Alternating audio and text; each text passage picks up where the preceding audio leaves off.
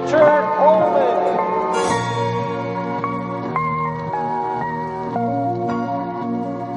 This is a pretty special discussion. We've got 4 members of the GDG community and myself talking about world building in a more controlled, thought-out way. This was a panel that we assembled. We had some notes ahead of time. It's more organized and a little bit moderated. And I really feel like we got a lot of good discussion done. If you consider yourself to be a storyteller, a world builder, if you're building a campaign for an RPG, or if you're making an RPG from scratch and you're considering including some sort of lore setting to go with the system, not just the mechanical guts, but the places that you might go and what you need to take into consideration. There's a lot that goes into world building in a practical way. And that's what the topic of this discussion is practical world building. Not world building that just is allowed to spread out infinitely and sort of not have a purpose, but a really practical, applicable world building that your players and other people will enjoy and appreciate and be able to explore in mechanical ways if you're doing it for your own RPG. If you're building a campaign, there's a lot of good stuff in here about trying to get a more efficient system down for creating NPCs. And especially if you've never really done it before, I think this is a great introduction. But as the conversation goes on, you'll notice that we talk about a lot of deeper issues that even people who are familiar with the process and have done world building and have done campaigns and run games for their friends, things that they've learned over time and things they still struggle with.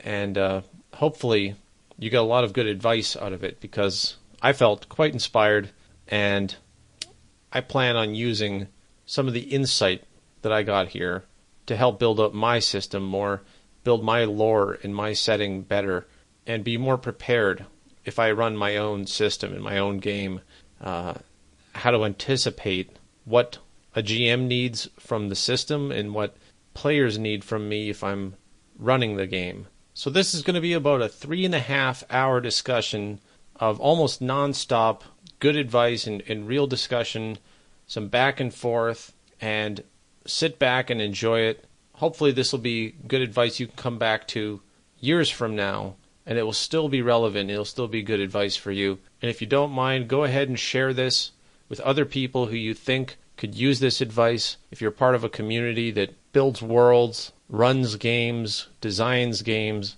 we want to get some comments in here from listeners, some feedback if you disagree with us, if you have further thoughts, if there's anything that stood out to you as being helpful, that would be great. We love getting feedback. We're trying to get better. We're trying to help you get better. We're all learning together. So go ahead and have your say and enjoy the episode. Thank you.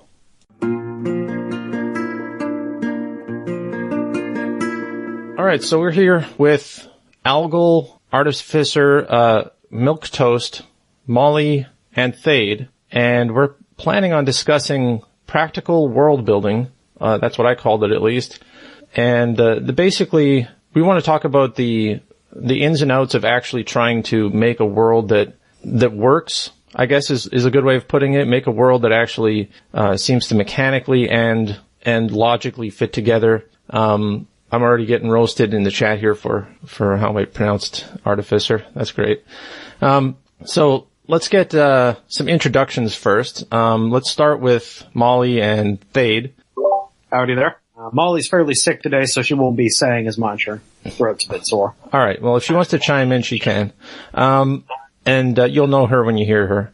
And then let's go to Algal next. Algal. Oh, and I'm not certain what to really say, I guess. Oh, well, just, let people know what you sound like so that when we say that Algal is, talking, then we'll know who you are. This is me. I have a bit of an accent. Okay. You were on one of the podcasts with me, so if anybody wants to have a more in-depth discussion between me and Algal, that was a pretty good episode. You can go back and watch that one. Also, Artificer is here. Hello, I'm back. And Milk Toast. Hello everyone, I am Milkway Toast and I'm making my game design general debut on these podcasts. Yeah, you haven't really been around yet. But yeah, I am more of a world builder than a, game designer. Yeah, that's why I thought it'd be great to have you on, because we are discussing world building, and I know that community is quite different than the game design one, but I guess the first thing, let's try to get into some of these topics and the discussions. I would like to start with what actually inspired this discussion, was Thade basically talking about the challenges of trying to populate and create NPCs and stuff in a world efficiently, because sometimes I think you have to do that, on the fly as a GM, and I'm kind of curious, how do you guys approach it in a way that's that doesn't, it has to become a system, right? Or you have to have some shorthand for being able to do it quickly. So I'll let Thade explain what he meant by that and sort of set up the conversation for us. Yeah, so I've seen various, video tips on this. I've kind of a small list of attributes like short, wheezy, grumpy, things like that, and just sort of assign 3d6 at random or something and apply them and then write it down, and there's an NPC. And for me, that method has never been efficient or effective. I've tried to work improvisationally, and that's been hit or miss. I think sometimes I think I've gotten a lot better at it over the years, but especially for giving advice to new GMs or setting designers, that's really tough advice. Improv is not easy.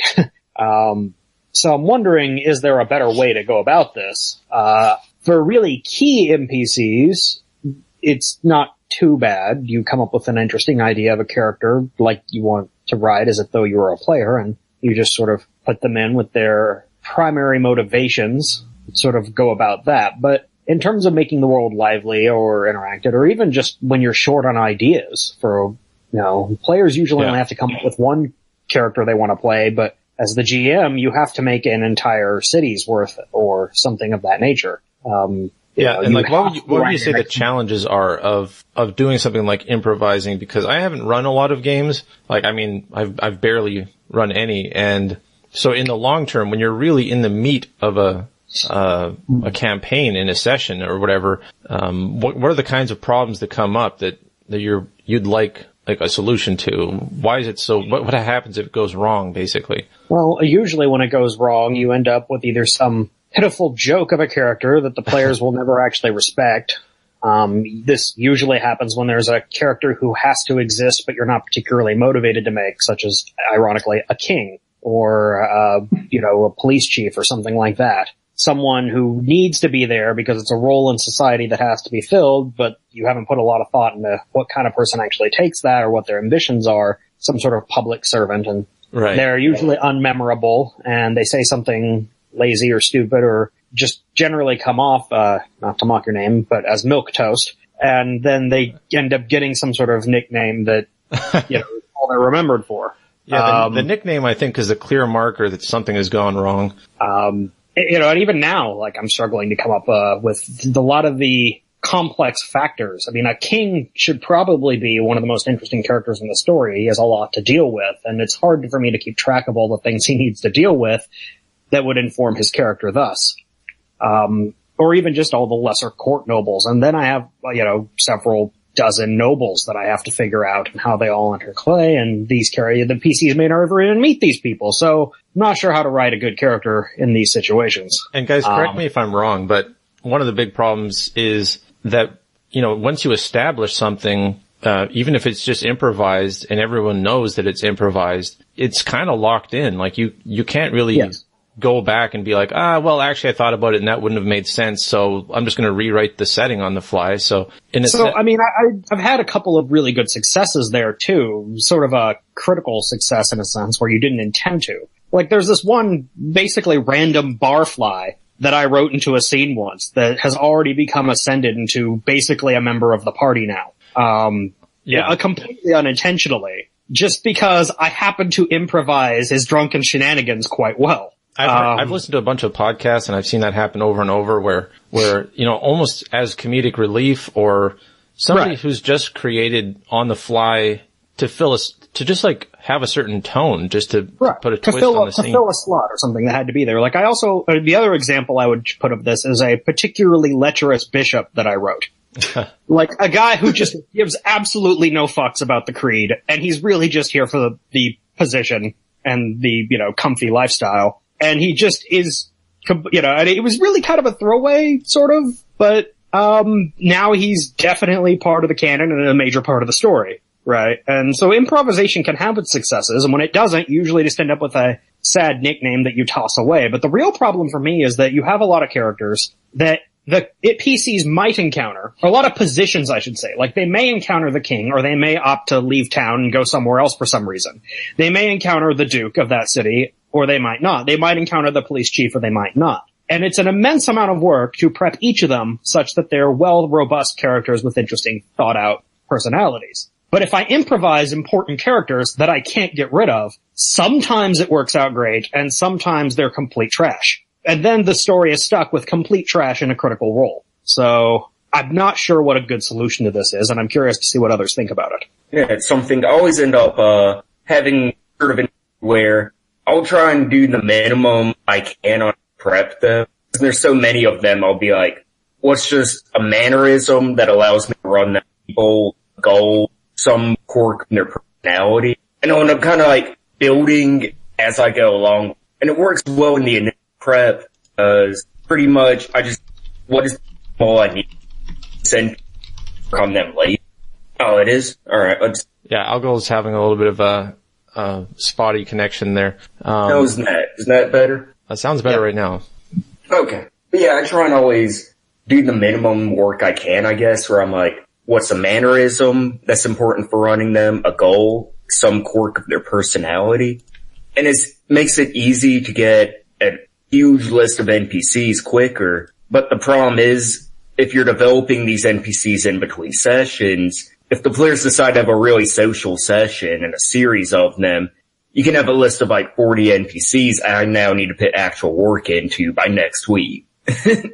Well, and that's the bizarre thing, is that if they don't decide to do a social thing, if they just decide to leave town, now you've done all this work for nothing. And that's something I always found to be like, that's gotta be, well, you see it. You see when a GM, is trying to get people to interact with certain NPCs, and there's something about the rebellious nature of players anyway, that if you're basically trying to force them to go and, meet this guy and do this specific thing, it almost works like reverse psychology. They don't want to do it. They want to go and talk to this weird character over here, the street preacher, or some other like guy you just threw in for flavor. Well, I think part of why players hate kings and police chiefs and all of that, and will just make fun of them constantly, is because you have more freedom in an RPG than in your real life. So it's a bit of a power fantasy if you can just shit all over your boss with no consequences. Yeah, there's got to be something like that. How many games have you actually run yourself, Algo? Do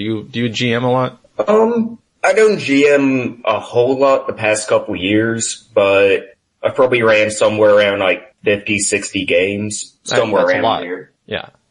So, I mean, you do have the experience to know how these things go. I certainly don't. I'm looking to you guys for advice on this stuff too. Does anyone else have can relate with this and have any idea of like the challenges of doing this? The solution I've seen from other people when I watch podcasts like online and stuff like that, because I love seeing how other people handle this, is to basically find bottlenecks in the story, in the campaign, where it is necessary to deal with certain NPCs, and anything that's not one of those sort of highlights or important moments becomes just lower resolution and simplified, and they always regret when or hate when players ask for a name or ask for like personal details about somebody, and then they start getting invested in this character, and it almost seems like the more flippant and casual you handle an NPC, the more players get attached to it. And I think that it is actually one of the things that I find fascinating about NPC creation is like, it's like this interactive element where it can be just free-form role-playing in the best sense. And then the fact that the players know they've got the GM on the ropes and he's just sort of like trying to make up stuff on the fly is part of what makes it fun, because you're friends sitting around laughing and making fun of each other, and you really aren't caring about the integrity of the world as much as you are just, trying to get the GM to improvise some name or some aspect. And a good GM, it seems like, can just run with bad ideas instead of planning perfectly ahead of time, because that's not going to work out anyway. Well, about planning ahead, I can tell you that, as with many things in RPGs, very, well, I don't know, neat, but maybe efficient way of handling like a large amount of NPCs is to use chaos theory. Just make quantum NPCs. Just like plot points that can happen in different parts of the world, you can have characters come up in different parts of the world. Just like if you have, just have like a very generic idea of the character, like some traits and, maybe some, very little like, stats or anything like that. Just, maybe some archetypes and character traits and a list of names, of course. And then you take when the time comes, just take one character that you have already designed for some other place. Well, not practically for another place, but that when the first time the people meet an alchemist, they meet the alchemist, basically. Right. That you have designed. Of course, if there are multiple of, if there are multiple different nobles, like noble houses, and people want to talk to them, then you gotta be a little more flexible with it and make more of those archetypes.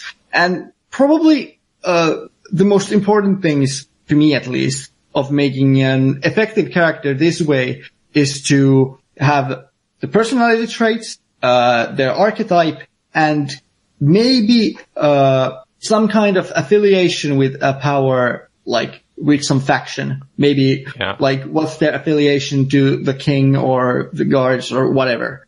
I know. Those three things are the only things that I think you need for a character.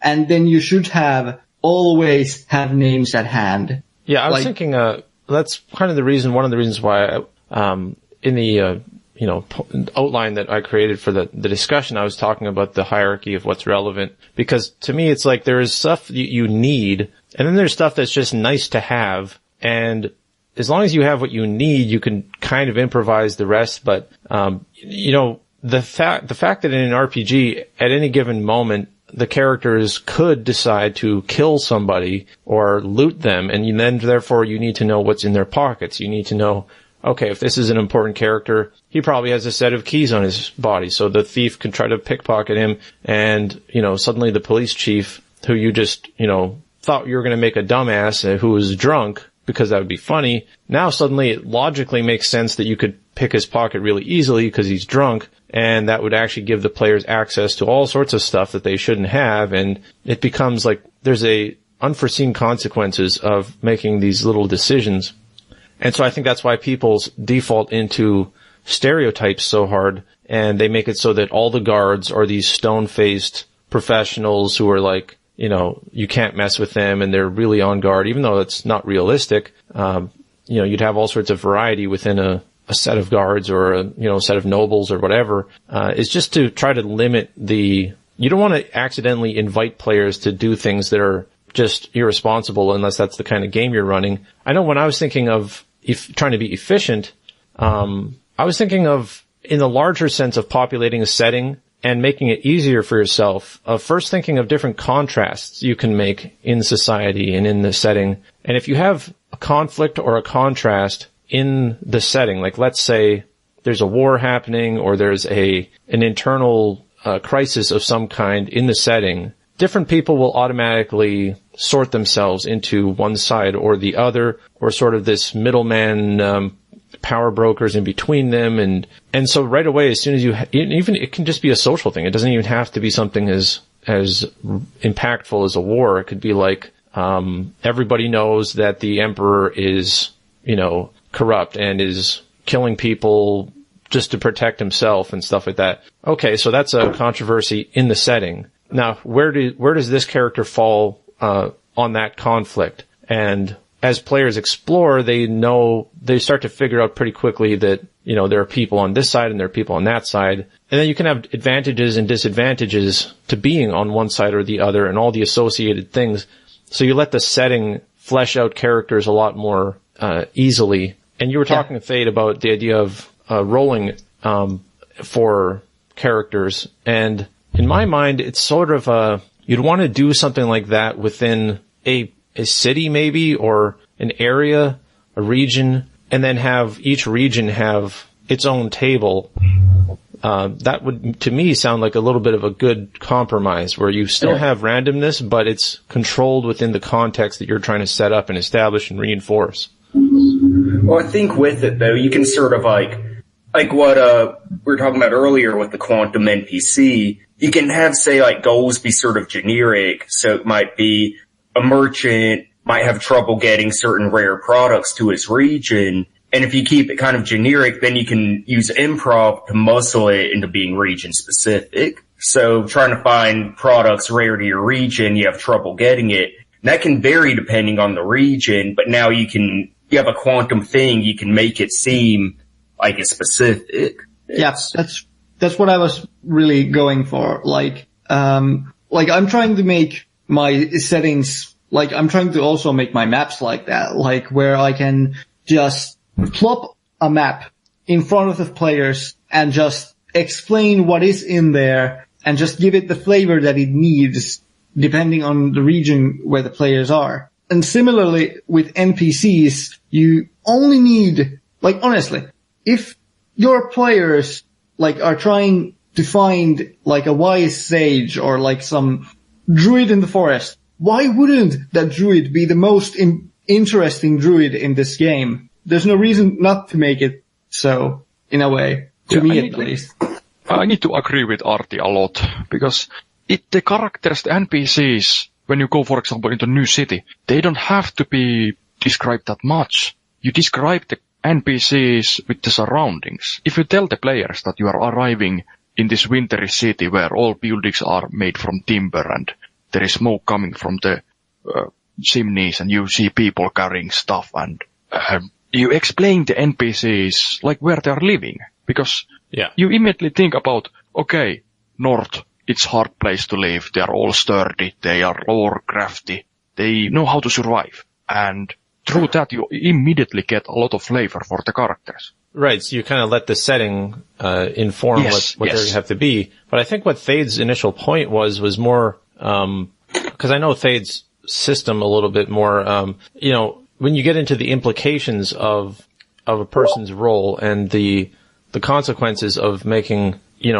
trying to make a character interesting on the fly, could you explain, Thade, if this is answering the challenges that you were thinking of? Not especially, no. Because for just making an interesting setting, I think that, there's some good advice there, but to actually make it more practical in terms of the ripple effect of making decisions about these characters, is that right? They're sort of advising to not put a lot of investment into them, and that's fine. I've done that. It's my default. It's just that I often find that's hit or miss. Sometimes I come up with someone who's particularly brilliant that the party adopts into their own, and sometimes I come up with a lousy nickname and a failure of a man in a very important position who I can't get rid of. And that's just sort of the dice, as it were, in my own improvisational skill by putting a minimum amount of work into a character and just sort of letting it evolve from there. Yeah, so the quantum NPC has some big risks associated with it, right? Mm-hmm.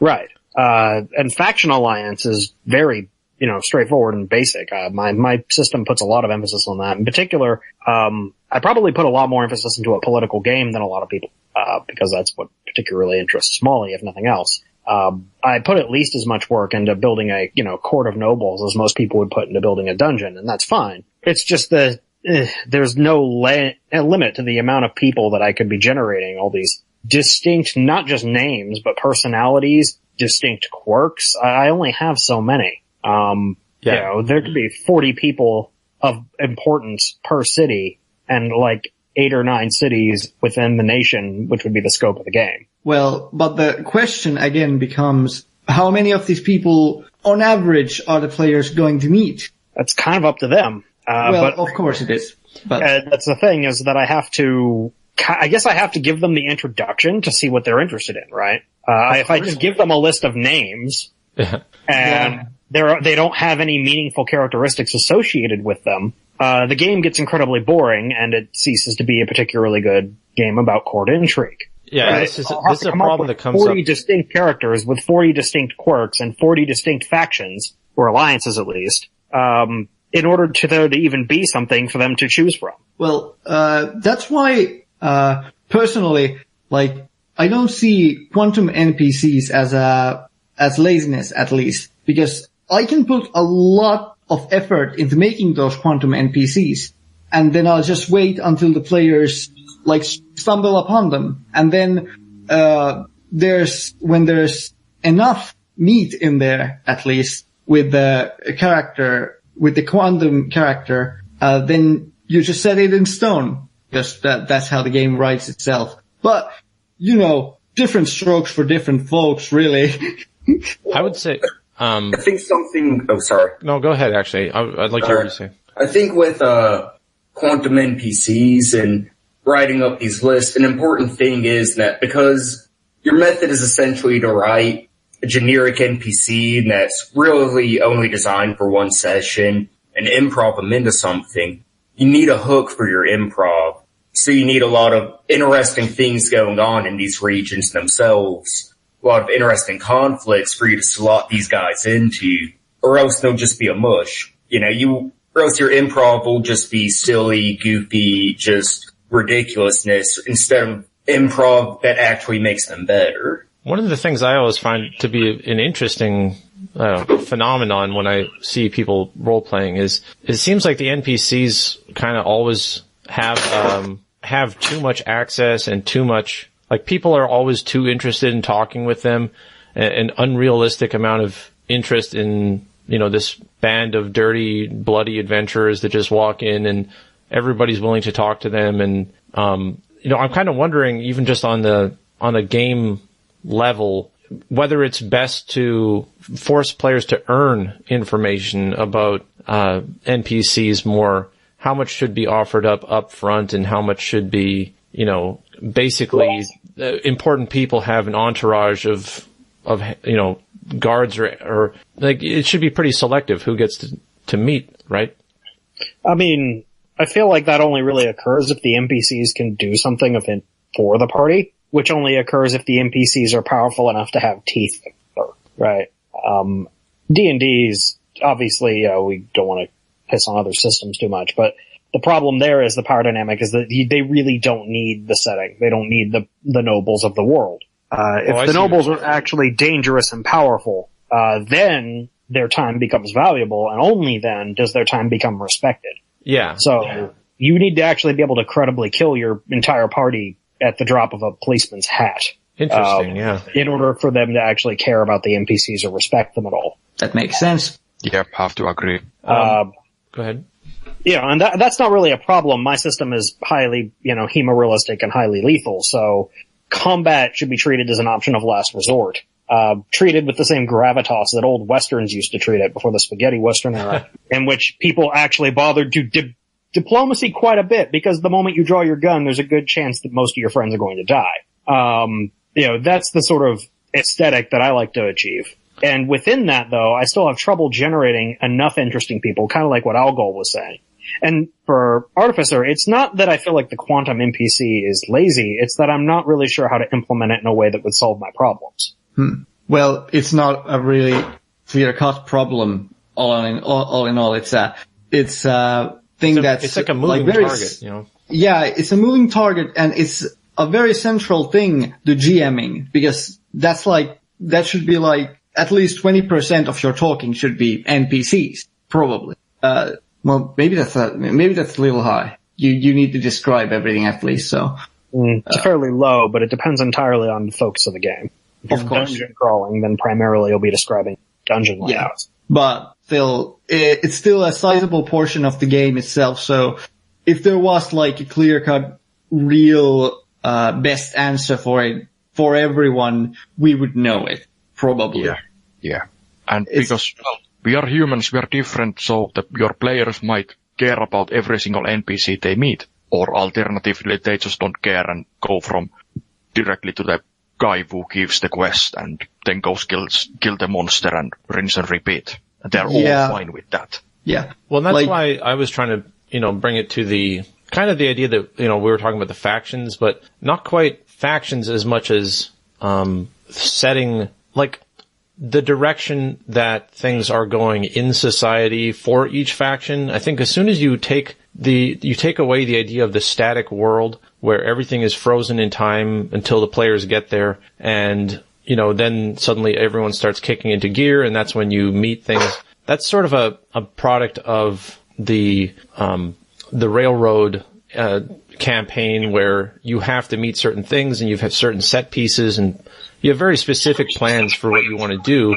If you have a more fluid setting where the history of the setting, that there was a war and now people are recovering from that and they lost something important in it and they're hoping to do something in the future. You create a past and a future and you have people fall within that axis. You can then ask any given NPC in your mind as you're fleshing them out, what did they have before and what do they hope to get in the future and how are they going to get there? Now suddenly they're a blacksmith or, a noble or something. Now they're not just a noble, they're a noble that is in the continuum and in the chaos of, trying to make moves and trying to, find a new place, and they don't want to be just this noble forever. They actually have some plan to, turn it into some other future for themselves or their kids or whatever it is that they care about.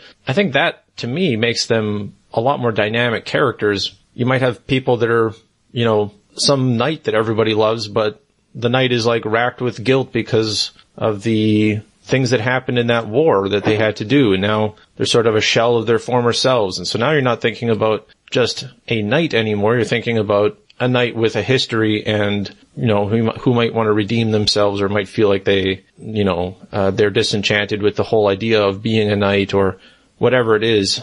Trying to make the setting more dynamic, I think, can help with that. I can understand what you mean, like, the quantum NPCs can, like, if you don't have faction dynamics going on, and if you don't, like, which you can work around, like, between sessions, and then when people meet people from those factions, then you do the quantum NPC thing. But, and of course you can build upon those quantum NPCs while you play. But anyway, the quantum NPCs can cause, the kind of playeritis, what happens with, like, pretty much, every video game where every bad thing in the world has happened just before you get there. Like, I can understand that being a problem, but that's, I don't think that's a thing that you should do, that should, like, even though those things affect the NPCs,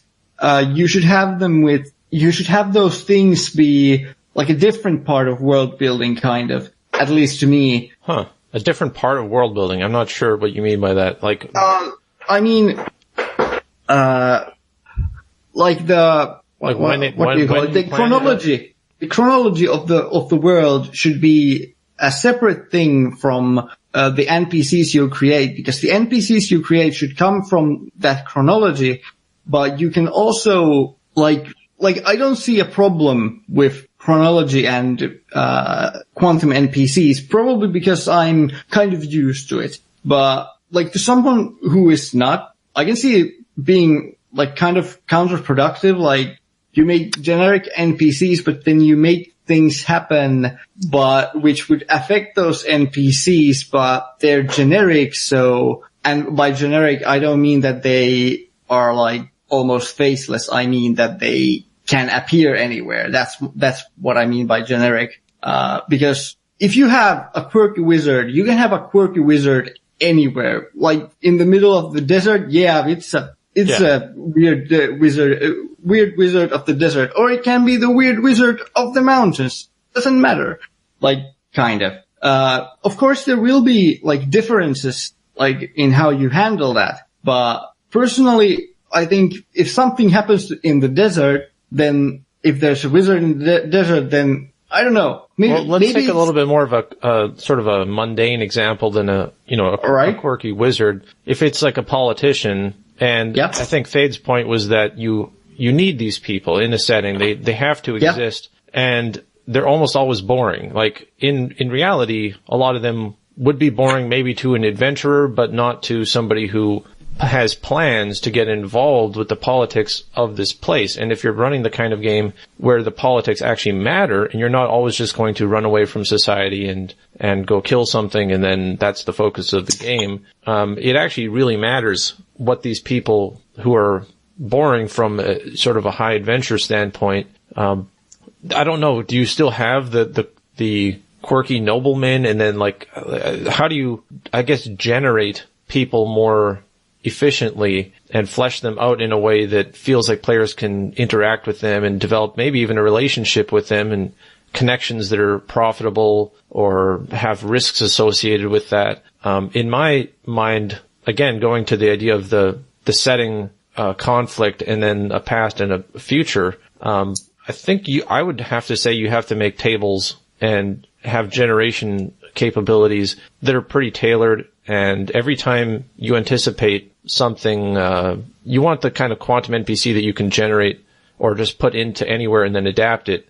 But you want to also not focus on the NPC as much as you want to focus on the possibilities of NPCs in that setting and then generate from that. And the more you can get really specific if you want, you can have a certain parish or a certain, area of the city where there's a subset of NPCs that you can make a separate table for and have, the guys that are basically traitors and, everybody hates them, but, they're too powerful to do anything about. Okay, well, within that you have subsets of other groups, and like, what I'm trying to figure out is what actually goes on the table such that it makes interesting people.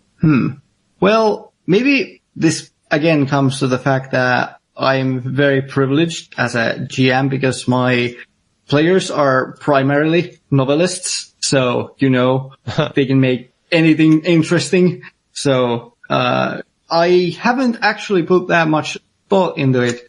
Like, I do remember that in other games that I've ran for quote unquote normal people, there are the abundance of more boring NPCs does exist, and then there's some reason that people just pick up on the most boring and most undeveloped NPCs and talk to them the most, which is the weirdest thing. But I'm going to go. Yeah. I would say one thing that I find in my own system I considered doing, and this would be like, I try to find system solutions for these sort of problems. Of course, I don't want to have to. Yeah.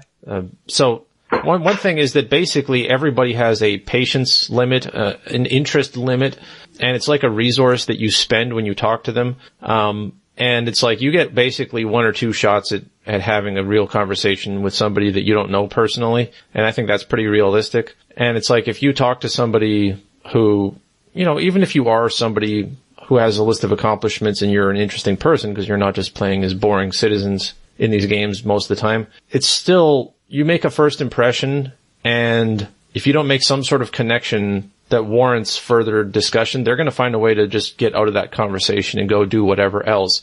And if you have busy people in the world, especially somebody who's powerful or has a lot of things going on, one of the things in real history is all the etiquette and the court and all the structure around socializing was because these people just don't want to deal with random people. They want to have a structured interaction and then be able to retire to their quarters and have whatever sort of filters in place. So in a way, you got to try to. Sports, even in the modern day, like their time is just incredibly important.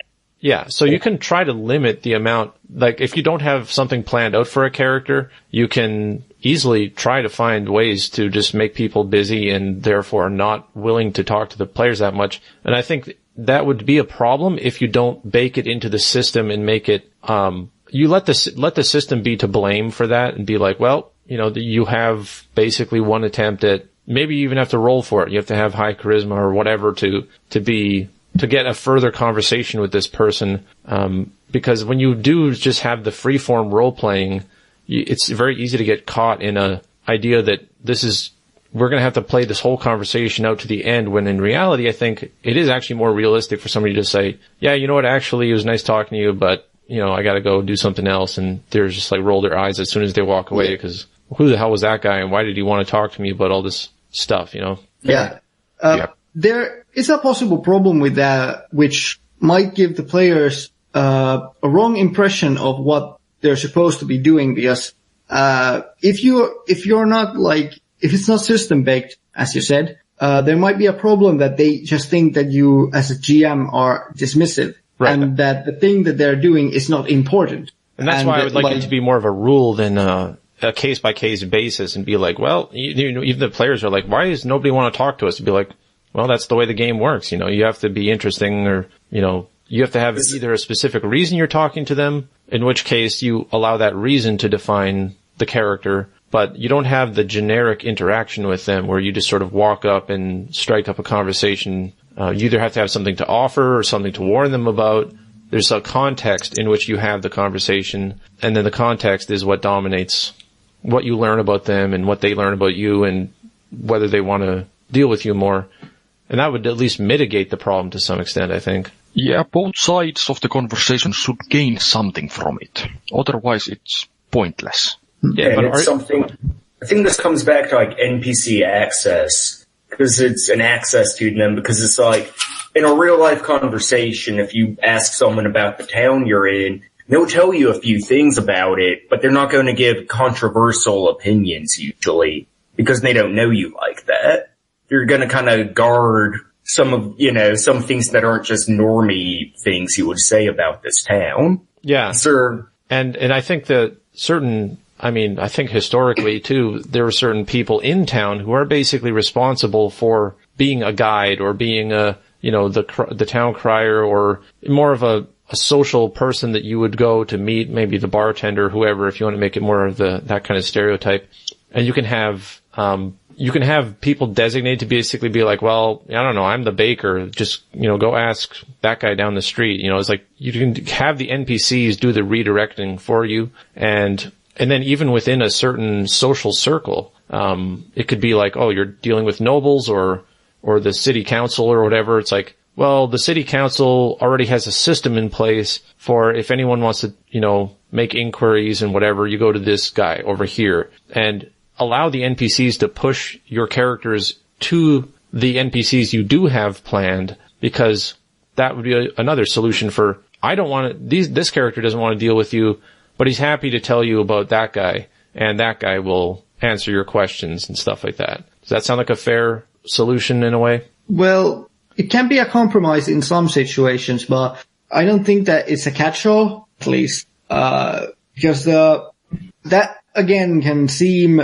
kind of railroady and dismissive from the GM, like dismissing the players' like interest in other characters. So it could be more like a safety net than a go-to default. Probably. Be like, well, this guy, this is an NPC I really don't, want to deal with. Cause isn't it true that the players even accept, it's not so much railroading, but that they can't go to literally any random person on the street and get their whole backstory and force you to flesh them out. Isn't there just like a social etiquette at the table that it's an asshole thing to do? To be like, oh, well, you said it was a busy street, so let me just start lining up people and asking them personal questions, and now I'm going to force you to, give me answers about all of them. If there's not a significant person, the more significant they are, the more fleshed out you expect them to be. So to some extent, I think you do want, I would say let the NPCs be busy, have priorities, and let the NPCs be dismissive if players feel like they deserve better treatment and they want to get a more respect in the audience and stuff that they're talking to. They have to earn it. Yeah, I think that some mechanics, like, baked into the system about, like, trust and what you said about interest and patience, can be integrated and can be efficient in this. But I don't think that while they are better for helping the GM make interactions with the characters, I don't think that it's like a necessary part of the world building, because that's just the mechanics of the game. Yeah. While it will make the game work better, it's not necessarily about the world building itself. Yeah, I guess that's what I tend to always try to find a game system solution for these things. When people who are better at world building probably have a better answer. Well, I would say that by having this net of characters, for example, you go directly to the noble and some steward says that don't come here, he doesn't want to see you. Go to talk to the bailiff at the rat house, and the bailiff is busy and he just sends you to the chief of the guards. And by forcing the players to move around you immediately, like for example, if you come to the new place, you can also give them same time. This is the town. This is the introduction. These are like the more important people in this place. And by their reaction and how they treat you, you can also see how the local population, well, like they recognize that you are adventurers. You are not like us. So you can easily see like how they deal with you. And does this place have same kind of net of people, the bureaucracy and or the clerks, than like the other place where the noble is like, hey, just come here and eat from my table? Yeah, it's something, and I think it's important when you limit or make access difficult, it really helps the players learn the setting so well, because it's sort of like, they can learn the politics and the power structures. Because it's like I had, my brother was running a game where the players went up to a shopkeep and asked them how they could meet the king. My brother had to stop and be like, okay, so imagine if you went to a fast food worker and asked if he could help you meet the president. Learning, who's the secretary, who's the mayor of the town, those sort of things. You have to sort of work your way up a ladder almost when you meet these important people. Right, and I'm wondering, with Fade's initial concern, I imagine, is, okay, so let's say the players have done the necessary work and they have gotten into a position where they're in contact now with more interesting people, or not necessarily interesting on a personal level, but just societally and in the structure of society, they're more interesting. But I would hope that if you can create this sort of ladder, like you called it, by the time they get to that rung of the ladder, you've now had time to think more about, what's going to be there when they get there. And that's one of the benefits of creating some obstacles and setting up a challenge of, meeting the king. Well, by the time you meet the king, hopefully you're not necessarily stalling. It can be, just the logical process that it's not going to happen that day. And so, I don't know. I think, maybe Thade, you can close this off for us, if this has been helpful, or if there's something else that... I mean, limiting access was pretty straightforward. It's already a thing that I do. Although I like your particular supposition that even for random commoners, putting in a number of times you can speak to them before they blow you off, that's actually a pretty good mechanic. I like that. I wrote that down. Okay, good. But as far as like noble access, it doesn't really... Because I like a political, court politics based game, and it's sort of a given that the characters will have the necessary investment in order to interact with. To elaborate on the problem I'm looking at, like take even something like just the early stage of the game in which they're interacting with the Duke and his court of many counts. Not even doing the national stuff with the multiple cities and the king. Why is the Duke the Duke? He has rivals who want to overthrow him. How did he thwart those rivals? That type of history is tedious and difficult to make. Every count, what is their place in this? Are they working with him? Are they working against him? Or do they not care? Some of them want to move up. Some of them don't really care as much. But there are only so many ways to move up in a court system. First being marriage, which takes place on a time scale that just isn't viable for the purposes of gameplay. The second being intrigue, namely somebody gets poisoned and there's a vacancy. The third being conquest, meaning there's a large war, so you take your own territory and become the duke of that. And the fourth being merit, which is basically sort of yeah, that's not happening in a medieval society. Very rarely you can do favors for the king that he'll actually give you actual fiefdom. But you'd have to be connected to even participate in those favors to begin with. And among those four methods, unless there's some I haven't seen, there's not a lot of leeway for me to write a large cast of characters. Well, I'm kind of curious. Are you talking about a specific campaign you're actually dealing with, or do you think this would apply to some extent to a larger scale of people, designing settings where they want to improvise a power structure and whatever, but the idea of social mobility, especially for PCs, that's a tall order. Historically, realistically, social mobility is one of the most valuable and scarce things you can get, and it's only in modern history that you have, well, I guess, I don't know, it depends, maybe different cultures, but from what I understand with Western culture, it's like the idea to have a middle class and have access and be able to suddenly, become basically a lobbyist, talk to the powerful people and get favors and all these sorts of things and start off from nothing and get there. I mean, there's a reason why the medieval setting is so appealing to world builders, especially in like a role-playing situation, because there isn't social mobility.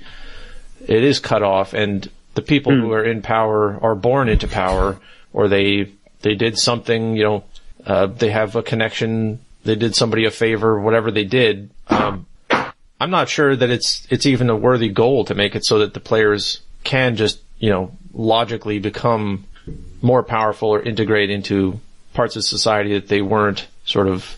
I see your point, and I'm inclined to agree that you're right. Medieval society is characterized that commoners cannot become aristocracy. But I do feel within the aristocracy there was a constant churning, shifting chaos. Kings were frequently deposed by noble. There was just a preposterous amounts of backstabbing and pretty much never-ending shenanigans. I think it's valuable to think about what are the sources of people's power, not so much in the sense of titles, but say someone might own a marble mine, or someone else might have an area that's on a river and good for trade, and that'll flavor what kind of, favors they're looking for, what alliances they're making, what resources they need. Even though I think of it in terms of economics a lot, because my main experience with politics games, players were in the oligarchy of a Renaissance era republic. So I'm thinking in terms of like positions, things like that. Your personal wealth is really important. I think that's a good point. Yeah, I have that kind of built into every territory. The holdings of the Lord would be. I haven't thought as much about trade routes, probably because I haven't really considered whether I'm allowing what do they call them? Robber baron, who just, their only value is that they tax trade that moves through their terrain.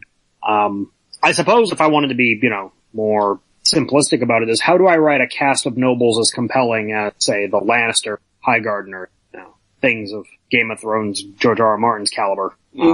There's a lot of people there. A lot of them die. There's a lot of chaos, but more importantly, they're all fairly compelling. And I have a difficulty consistently creating that type of environment. Well, of course it is, because there's a reason why G.R.R. Martin doesn't release books every year.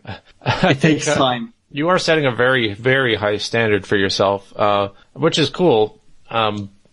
I wish that I could give you some advice on that. I've tried writing stories and novels even before. I think everybody does eventually if you're a creative person. But yeah, it's to be able to do that in a role-playing setting where you have the dynamics of an NPC of PCs that can come in and mess things up, and you don't have the benefit of knowing where the story is going to end up, and therefore you write the story to begin, as such. That's the biggest trick of a novelist or any of these really compelling stories, is that they know that, we want to end up with this character dead, this one in power, and we're going to have this huge reversal. And so you set everything up to look a certain way because you know that it's going to turn out dramatically at the end. But when you actually have a fluid state that you're dealing with, you're never going to have that sort of luxury. Yeah, like making characters that are that deep, I don't think that there's any shortcuts to that. You honestly. just have to write a lot. It will take years to get on his level. Of course, if you are like a genius in writing, you can probably write a book in overnight and be super successful, but most likely that is not going to happen. I do kind of find it interesting, the idea of like a family tree, and then you could go with bloodlines and family trees back a certain ways if you wanted to set things up ahead of time. And then you don't have to flesh out the ends of those trees, the actual currently alive characters. But if you have, a family tree from this set of nobles and this set of nobles, and then you just sort of overlap, see where they meet and where they depart and stuff. Like, I get a headache just trying to figure out, fucking World War I era politics of every ruler in Europe was a cousin, and they were all at war, but it was sort of like a non-hostile, like, gentleman's war where there were millions of people were dying, but they didn't actually really hate each other because they're all related, and it's just sort of a power grab and stuff. It's such a bizarre, like, world up there. They're all like nephews and nieces of the Queen of England and stuff. It's just, I would hate even trying to flesh out that kind of world, because it would just make me nauseous. But if you did want to make it spiced up, put it in your own setting, and really take charge of it, I could see the family tree sort of being a good basis for building an explanation for how people got to where they are and why this guy, even though he's not in a position of power, has more leverage over this because his sister-in-law is actually really powerful, and then you can just sort of use the logic of inheritance and access through the family system. That would probably get you a little closer to the Game of Thrones style. I particularly love the way that bastard children and that sort of idea came into play in that story, and the fact that they really do care about these bloodlines. But maybe we should move on to the next set of topics that we want to get to, which is I believe was brought up by Artificer. Yep. When and how to mechanically reinforce setting concepts. If you have a big idea of what you wanted to make the setting about, how do you see this question, Artificer? What was the challenge you were trying to deal with? Well, the most important question is always, are there things in the game's world that is inaccessible to the players? And if it is, why? If there isn't a good reason for it, then you're doing something wrong. Like, this reminds me of, like, it's a thing that occurs very commonly. Like, when you see, like, in video games cutscenes, you see the characters doing awesome stuff, but when you play, you can't do that. Right. Like, yeah, that's like, of course, in a game of imagination, it's much easier usually to make that, like, happen, but, when you're making a world, you need to be very conscious of the system that you're making it for, because when you start including stuff outside of the system, you need, some tangible, like, explanations for why it's not possible within the game's parameters, because the game is essentially the rules of the world. I guess you have to start with kind of the idea of should there be things that are off limits? Why do they have to be off limits? And what is the cost of not having it off limits in terms of being a GM or being, trying to run a system? Did you have a specific example in mind that would help? I know that I would have, but I couldn't really just think of any. Like, in tabletop RPGs, it's much easier because, like, if something is impossible, the GM can simply say that it is. Or, like, if something is impossible in the game's terms, then, the GM can just say that it is possible, because the GM can just say that. Well, I know one example I thought of, when I was just reading through the spell lists in D&D was, the ability for, I believe, druids to at some point be able to redirect rivers, and just control where rivers go. And to me, that was such an absurd, laughable concept that they put in there. If you actually started to take that seriously and use it, it would break so many things in the world. But it's just sort of casually thrown in there, and therefore it kind of reinforces the idea that the world doesn't actually matter, the logic of geography doesn't actually matter, and everything just sort of gets a light touch, and then you move on and you go to the next dungeon or you go to the next area. So when I was thinking of this question, I was thinking of like, what does your system, what kind of tone does your system set if you're a system designer? Yeah. And then if you have a world and you need to make it with that system, you start with the system and then you look for how can this setting, what does the system allow players to do to my setting, and how should I anticipate that and say, at some point somebody's going to get the power to morph stone into different shapes and objects, or whatever crazy powers they end up getting, and how would that now affect, like, let's say you have some gigantic wall that, is your explanation for why these two extremely different cultures never clash, or the hellish hordes that are waiting outside of this area, they never spill in and upset everything. Kind of like if you have a town in the world, but there's like super powerful demons that are hungry for blood, like 2 miles from the town. Yeah. Why is there a town still there? Because the townspeople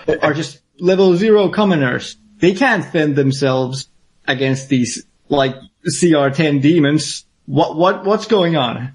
I think that kind of like a mechanical reinforcement and kind of logic, just simple logic is. Milktoast, do you have any ideas on, like, when you world build, do you take that kind of stuff into consideration? I imagine that's one of the first things you take into consideration, isn't it? Well, yeah, it's the first thing I take into consideration right after the tones and themes of the world, like, how the system and setting like intermingle, like how the game, like, that's actually kind of also part of the making the game feel like the setting and the setting feel like the game by having like complementing tones and themes. But those are less strict than just mechanical reinforcement of the actual mechanics of the game and just applying logic to those mechanics and how they affect the world itself.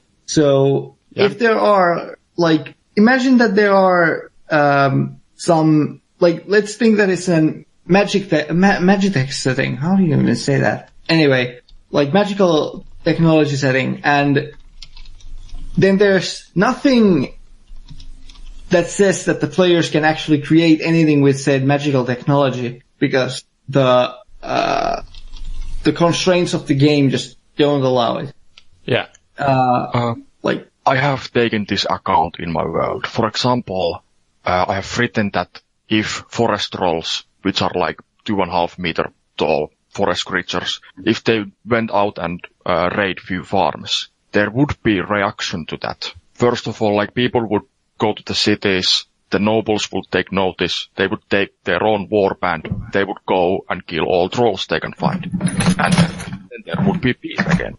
But maybe few trolls survive, they go into the mountains. And then, yet again, several years later, the trolls are back, raiding the farms. And I have taken this account with several different of these, I would say, NPC races, and few bigger factions that are pretty keen on raiding the border regions. And through that, I have taken inspirations from, for example, the raiding the English and Scots had with each other, with the border ravers and with the fortified houses and manors they have in that area back in the day, I think 16th and 17th century. And through that, I have managed to find, like, okay, this was it, like how it was done in real life. This is why, like, these kind of castles were built, like, or why stuff like this happened. And through that, I have managed to, at least hopefully managed to have some kind of realism in terms of stuff like this, so that they really are not like, okay, there's my field with the cows, and that's the forest of death. Yeah. Like an important part with this, Whoa. at least, whoa. Cat. Are you Sorry, dying? you gotta mute yourself. Well, Algo is dying. Anyway, like, a very helpful, I don't say necessary, I said like essential or necessary or something, but a helpful thing with that is to establish the chronology of the setting and just have these kinds of things happen and then react to them. Yeah.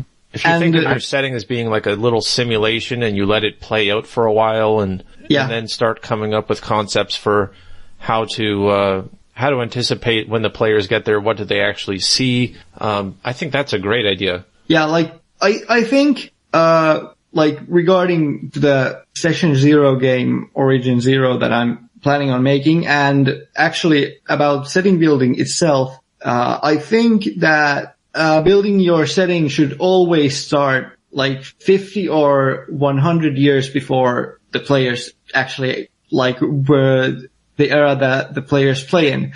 And then you can have some notable events, because I think having a chronology in the game can make it seem more real. Like, absolutely. Absolutely. Like, that's a cornerstone of a living world, that things have happened in it. And of course then, having the world react to the chronology and, just having, these points of interest that you have created in the world, just placing them onto the map and then just seeing how, they interact with each other. Like, if you were to make a hex map, say, then you could just start making lines and see what influences what, and, like, within, like, the span of 10 years. And then what kind of reaction happens to that, and what kind of reaction happens to that. Almost like a flow chart. Yeah. That is what I have done when I have been drawing the drafts for my world map, or, well, the region map. And I've just like put, okay, here is this kingdom, here is this kingdom, here is this kingdom. Then I've wrote something, added more stuff on the map, and then I've seen, okay, how would this kingdom react or do stuff with their neighbors? How would, like, this stuff happen nearby? This is like in a big faction scale.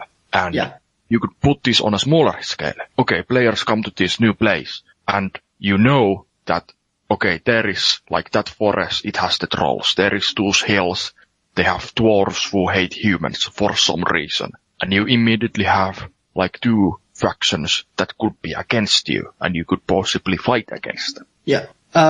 Like, going back to how this is actually connected to the mechanical reinforcement of the setting, comes from the fact that all these things that happen, should either be governed by basic logic or by how the setting works, or more like how the system itself works. Like, if there is a powerful wizard, you should, like, affect the world around that wizard's surroundings with the spells that are available, and not just random things that you come up with, unless you come up for spells that make those things possible. You can go, by the way. Algal, you have something? Oh, yeah. I think it's something with setting being informed by your system design. It's really high level concepts in the system are going to affect your setting. So say your combat system doesn't really matter. Its lethality can matter, certain aspects, but the specifics of something like combat aren't going to affect your setting design. Yep. But say how you give XP is going to massively affect your setting design. If you do combat for XP, it's now a monster hunting type game and a fantasy thing. Well, if you do gold for XP, it's now about looting and getting treasure through danger. And it'll affect the kind of things you're going to pit in your setting. I think that's a great point. Yeah, that's it. That's a good point. There is a real life, like, what happened with this concept of something happening in stories that doesn't happen in the game. In Battletech, originally there were no rules for the battle mech exploding violently. But this certain writer who made a lot of books, which were really popular, he wrote that, okay, this mech explodes, and they actually added that rule into the game in mid-90s because of those books. Yeah, I think. And now stuff explodes, which it didn't previously. And that rule got, well, it is called Stackpole after the writer Michael Stackpole. And yeah, like stuff like that can happen. Yeah. The setting can influence the system and the system can influence the setting, and they should. Like, making sense from, when the world makes sense from, the system perspective, people are, like the players are much more invested in the things that happen in there. And if there are things that don't make sense to them, there are two reactions. Either the players brush it off and see just I'm fucking with them, or they are intrigued because it's something beyond the scope of the game. Something like the most classic example of things that should be outside the parameters of the game are eldritch horror, because they are not supposed to be understood. So having things like that, you don't have to have things like that if you have a more grounded setting and don't want to delve into that kind of stuff.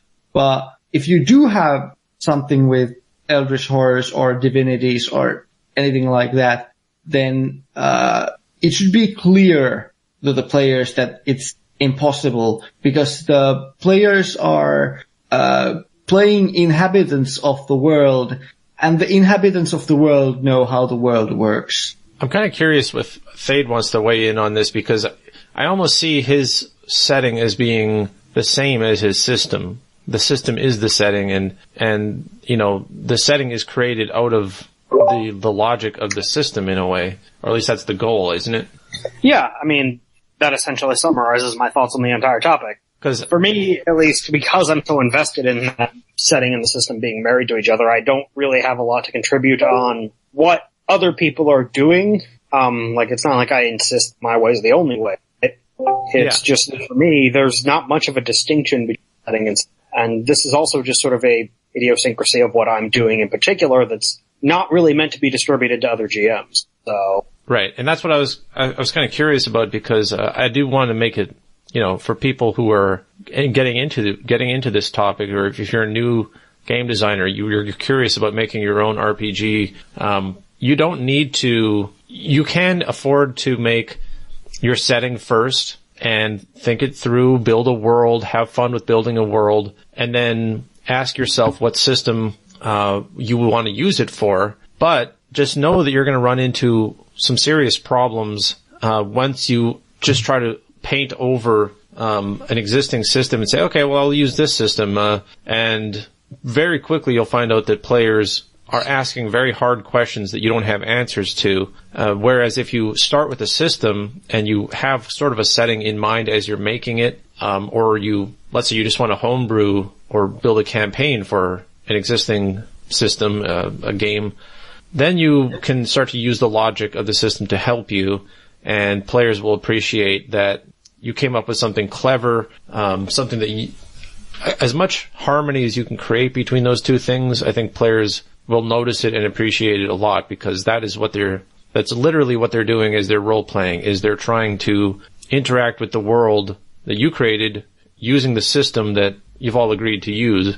And if there's any sort of disconnect there, it's noticeable all the time. That's what I've found, at least. Yeah, I really like your term negotiated hypotheticals for this, which is what I feel the fundamental practice of what Sir was talking, something pretty naturally to my system, of just sort of procedurally generating history, economic society based on the best speculation you can manage given the factor. And in as much as that involves other players, if they bring up a point that makes a lot of sense, that's sort of then I'm completely willing to just retcon the entire setting for it. Yeah, you were saying you cut out there a little bit, but I believe you're saying if the players make a point that's irrefutable, then I'm completely willing to retcon the entire setting. Right. I think that's a pretty bold statement, but that is that level of commitment you have to trying to make things logically smooth. Well, a refusal to retcon the setting for me as a player would just be the termination of my point of interest. I would just stop. Yeah. Because go ahead, Algo. Oh, it's something I think though, it's like you were talking about earlier, how once something's said, it's now canon, and it's really hard to retcon anything that's happened in the game or that's been established. But if, say, who's the king of this far-off kingdom has never been actually said in play, if it's not in the game yet, it doesn't exist yet, realistically. And you can always change those things as you need to. So even if you come up with a whole world and you have this thing you're really proud of, eventually people will poke holes in it, and it might start coming apart at the seams as people really ask hard questions about it, and you start improvising things, and you think, oh, geez, why did I say that? Now I can't really do this other thing I wanted to do. You have to be flexible, I think, as well, which is one of the dangers of over world building, thinking too much about things and trying to set it in stone. And that's why I tend to prefer, like what Thade was saying, a procedural sort of thing, a logic to how worlds work and how the system informs worlds, because that allows you to say everything is placeholder. If I need to change, if something changes, I can then fill in the blank. I can remove it and fill that in again with something else, and it doesn't destroy everything. All I have to do is recalculate the relationship between this province and that province or whatever, and you've already got a logic in place. And so, and this, I think, relates right back to what we were talking about with NPCs. The ability to remove elements and then just sort of recalculate is important, because you can then be a lot more dynamic, and players will mess up something that you thought they weren't going to mess up. And so one of the things I always do when I'm trying to build a NPC or a setting, which really are inseparable in my mind, but I ask what would happen if they weren't there. What happens if the players kill them suddenly? Or what happens if they undermine this organization so badly that there's no logical way it would continue to exist, or they would have to, reshape themselves? And once you do that, once you allow it all to be made out of Lego, and you just make your world out of Lego, all of it can be destroyed and knocked over and rebuilt or whatever, then you can right away say, okay, there's going to be a power vacuum. If anything happens to this guy, there's a power vacuum. This will collapse. These guys will swarm in, and you sort of have pressure. I've actually tried doing this before. Instead of like a flow chart, it was sort of like a pressure chart. Like, what is the point of equilibrium between things? And that's that point where those two pressures meet. These guys are pressuring these guys to, it's hard to pick examples when you're pulling it out of your ass, but, the trade and economics and whatever kind of pressures exist between these different groups, you can have the power shift a little bit, and suddenly there's a ripple effect. And that's how you want to build a world, as moving pieces that could suddenly disappear. And you already know that if that happens, you're prepared. And that's where the mechanics and the setting and the system all converge in my mind. Well, I feel like that's a lot more meaningful experience for the players too. They actually can make a difference, but the setting will naturally react to whatever they choose to do, rather than simply react to what they're destined to do. I think that, like, at least for me, is partially also about session design, where you can have multiple outcomes for each session, and you can just, like, this was actually a rule in Misfortune, where you write up a plethora of, like, possible outcomes from any kind of the sessions or scenes, and then you roll with them, and you try to just how do I say it? Like, you're not trying to shoehorn like them into any single resolution, but you have multiple resolutions at hand. Of course, doing this beforehand allows you to, like, create these situations more flexibly, but to me at least, how players affect the world is more baked into the session. You can see how my own biases just kind of ruined this whole thing for me, but like, I'm just connecting everything to something else. I don't know. Well, interconnectivity is kind of my thing. But anyway, in regards of setting design, that can be a little overboard unless you like doing a flexible setting like that is very hard, or not maybe hard, but work intensive at all. So I would think it's personally... Isn't it work you only have to do once, though? Like, once you figure out how power dynamics work between certain people and certain groups, don't they become interchangeable and you can use them much more often, instead of... Like, and then the next time you want to create something, you're just like, well, I already know how the power dynamic will basically work. Maybe. Yeah, you learn a lot when you world build. Well, yeah, that's for sure. And after you have done like, okay, I've finished this kingdom, then you can practically use that template for another kingdom and then change the complete things.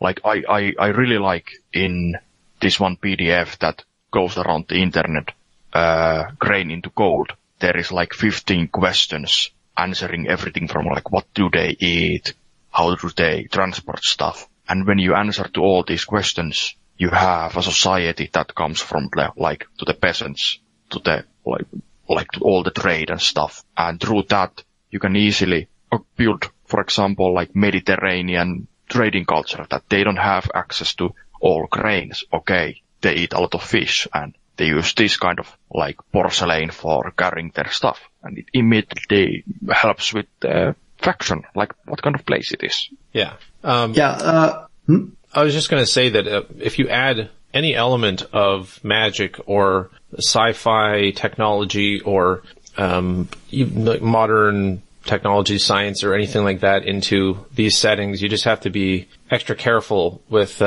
setting up sort of glaring oversights where you have the normal logic, you have the normal pressures that you would expect in real life, but it gets exponentially harder the more fantastical elements you add into it, and suddenly there are these points of inflection and these pivot points where all of history can change if you were to actually take it seriously. The invention of the printing press, something like that, you would say maybe in your setting, okay, well, I have this setting, I know how the logic of a society works, and I have my method. Now you introduce one element that has this potential, and you have to be able to also learn that. That's one of the, like you said, you learn a lot when you're world building.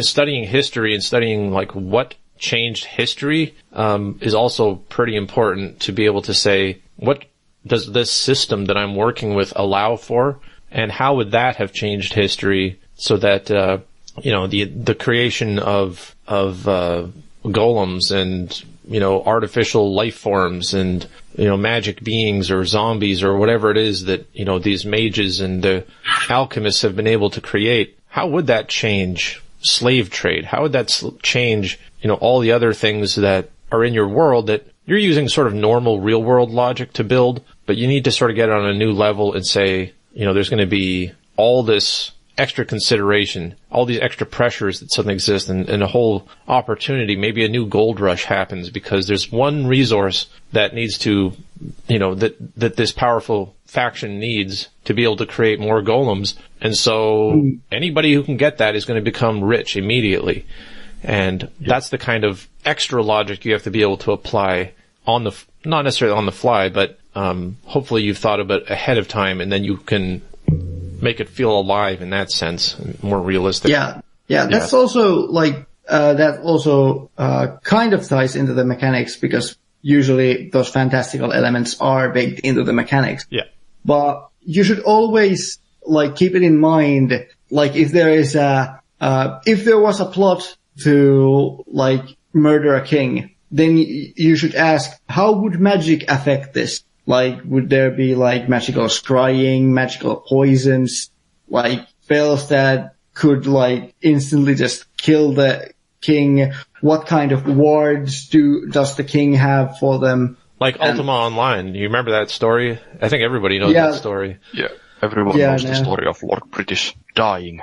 I think that's one of the best misfires of world building ever, and one of the best lessons to learn from when you do have power in the hands of free agents, and you set everything up nice and perfect, and all it takes is one guy to exploit it in the way that you didn't expect, and it can just suddenly become this embarrassment. Try to learn from that. Yeah.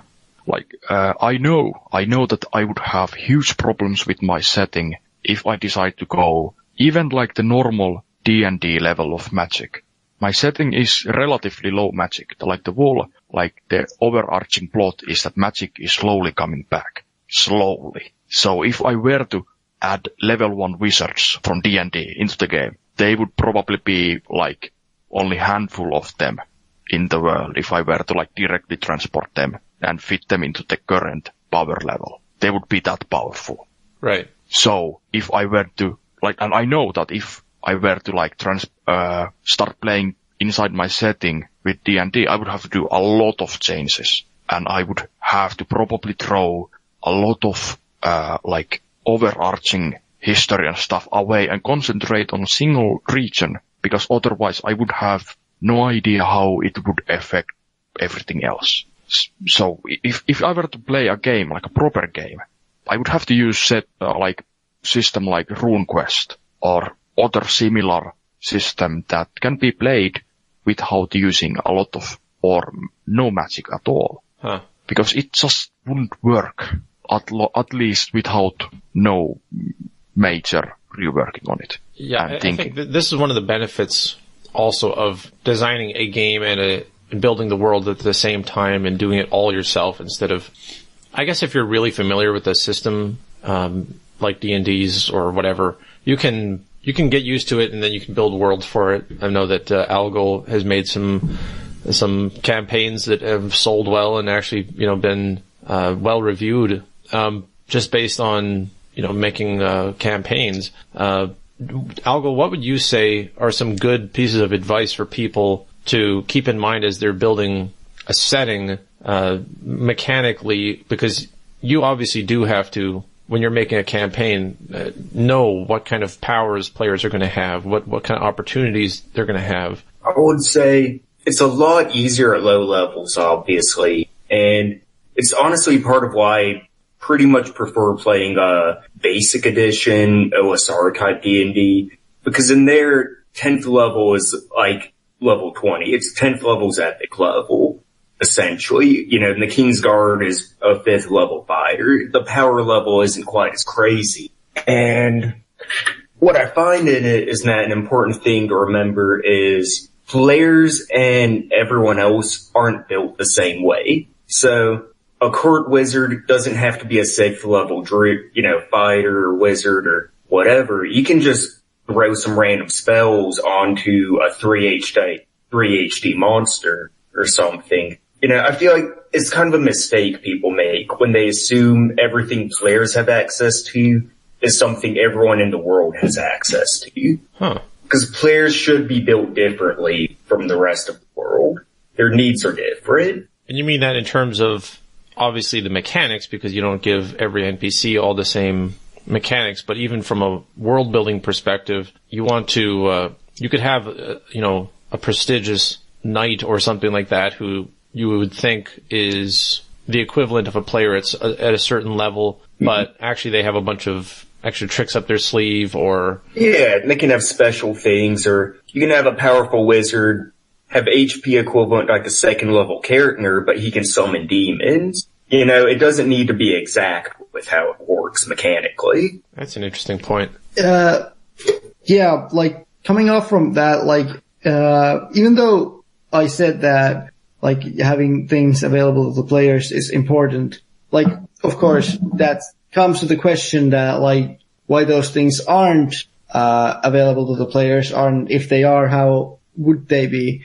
Because otherwise it can run into the problem of the NPCs being like unrealistically powerful mechanically compared to the players, which makes the players feel like which can make the players feel like incompetent in comparison. Well, of course, if that's what you're going for. But you started off with the discussion of why can't players do this? Why can't players, do something? And I feel like it comes full circle back to that. Like, if you allow players to have these abilities, and you have other people socially, let's say, why can't you blow up the town or whatever? It's like the consequences for doing that would be, you need to have something in your setting that deters bad behavior if you don't want bad behavior, or, whatever your system and your setting reinforces, you have to be willing to put that in place ahead of time, or else you're kind of telling players, go ahead, do whatever you want, and you're sending a dangerous message. I mean, a thing about high fantasy and more high-powered settings, especially ones with leveling, it works almost like a shonen anime, where you need a level of the world, of the politics, of the factions, and that's just above kings. You need, if you burn down a town, you might get the attention of a dragon or an extraplanar warlord or something really high level and crazy. It's, you almost have to think about it like Dragon Ball Z if you're running 5th edition D&D is almost how you have to run it. That's a very interesting observation. I believe that's probably true because, if you just use plain, normal non-magical logic, the world, there does need to be some threat or consequence that you're not willing to go to as players. You don't want to trigger that. I know that the idea of extraplanar, like watchdogs or, a council or something that, like, as soon as there's a certain power level in the world, they start to conspire to work against it or whatever you would have to put in there, can make for an interesting plot point, and you basically unlock it as you get higher power level. And at that point, you're kind of railroading what players can do instead of embracing it. I bet Thade would say that's a shitty way of approaching it because you should actually embrace the chaos. I wouldn't necessarily do the watchdog, but more like there are tiers to the politics. Because it might be you might have a watchdog come out you, but you might also have a guy try and hire you who's working against the watchdogs, or you might have factions within your celestial bureaucracy and all kinds of things. I feel like in a high fantasy setting, there has to be play for high-powered characters. They can't just be, they have to have equals and peers at that point. That's why I've kind of considered, in my own system, I have very, very low power level characters, and I'm not even willing to scale it up until, I feel like I'm going to probably have like a splat book or something I'll release separately after the system is released for higher level characters that can actually do some crazy things. And along with that, just as part and parcel of it, you can't have one without the other. As soon as you have the higher power thing, I'm going to include rules and logic for what happens when you have characters of this power level. And I think it's irresponsible as a game designer to give people that level of power and not include with it some advice for how to handle that realistically. Well, for what it's worth, it's not as if though my game doesn't have particularly high power levels too. It's just the main difference is HP doesn't scale the level. You could be level 20 and one goblin with a knife can still take you down, level 20 equivalent. I have characters who are borderline omniscient within a certain sphere, and they're still very, very mortal and can still more or less be taken out by the town guards if that's necessary. Yeah, and that's part of what I like about basic D&D is that you're only gaining 1, maybe 2 HP a level past level 10. So it makes it where you're nice and beefy and powerful. You can fight, Manticore or something, but your HP is not scaling to the point that you can just tank, mortar shells at level 25. Speaking strategically, HP is not even the best defense, even in D&D. No. So. Yeah, I think that those are all, great points you can consider while you're building a world, too. Be like, well, I know that players will never get to a point where they're nigh immortal, and so therefore I can have things be more reckless. I don't have to protect the world from the players as much. I can just sort of trust that if they cause too much trouble, they can't last that long if the whole world is against them. They can't last that long if an entire city of people wants to kill them. The point at which plans that players might have become untenable and design around that and be like, well, it can only get this bad, and then we know, there's going to be a price to pay, and there's a fail state basically that happens. And I actually think that thinking in terms of a fail state is probably helpful when you're world building. If you really get concerned and the system you're using, you'd be like, well, what happens, when everything starts going wrong or there's too much chaos or disruption? players will have to essentially get the point that they've crossed the Rubicon and now they're dead men walking if it comes down to that. And then obviously once they know that they can't do these things, they won't test that as much, and they'll sort of set a framework or a scope within which they will behave, and maybe they'll start to build up alliances and find other means of becoming powerful rather than just abusing the mechanics of the system. Because ideally, you want them to gain power by interacting with the setting is really what a lot of GMs for, especially if you're doing the sandbox deal, you want them to own businesses, politics, all of that. I just think where in the system's max power level is, you have to design all the way up here, which is why it's almost harder to design some like 40 or 3rd edition than it is other systems. Because you have to go all the way from fighting, rats in a tavern to fighting gods. It has to be playable. If you want to play in this for a long period. Yeah, I know. I can see it every time that I've followed an online campaign of D&D, at least, which is the most common thing you can find online. Players are a lot more engaged at the start, and when they have no power, they're a lot more interesting. They make a lot more interesting deals. As they become more powerful, it ironically becomes more and more boring to play them. They have an answer for every situation, and the threats that they face and the challenges that they encounter are so absurd. If it's a legit threat, it has to be so absurd. And the setting and the system just do a very bad job of reinforcing the logic. Of course I could complain about D&D forever, but I think that's a pretty good discussion of that topic. I'd like to move on to the next one if that's okay. Yeah, sure. All right. This is a question I had, and it's not so much a topic I don't know if we can dwell on, but it was something I wanted to keep in mind while we were talking about any of the other topics, which is the hierarchy of what's relevant to players and what's relevant to a GM.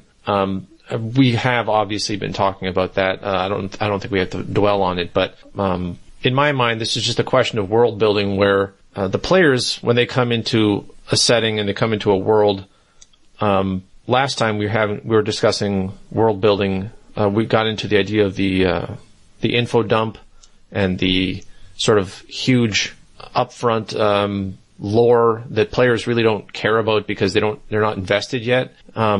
Whereas a GM might actually need to know a lot more if you as the game designer are going to saddle them with a setting and tell them, no, you can't ignore this. This is part of the world. If you want to play this system, if you want to play like Longview, if you want to play my game, there are certain things in the lore that I don't want GMs to ignore. So in that sense, that's why I was asking the question of what's relevant to GMs and to players, because what's relevant to a GM are things like we were just already talking about, the power structures and sort of the hidden levers and mechanisms of how the world works. But what's relevant to players is a lot more flavor, inspiration, and stuff that's going to motivate them to engage, mysteries and things that intrigue them. And so you have to be able to think on multiple levels at once when you're building the world. The logic of it, yes, it's very important, but you also want to have a very shallow surface level understanding of what the raw appeal to a player would be who's coming into it blind and just saying, I don't know what this place is about. And okay, well, let me give you something. You don't need to know all about the interesting, high level metaplanar deities and stuff are yet.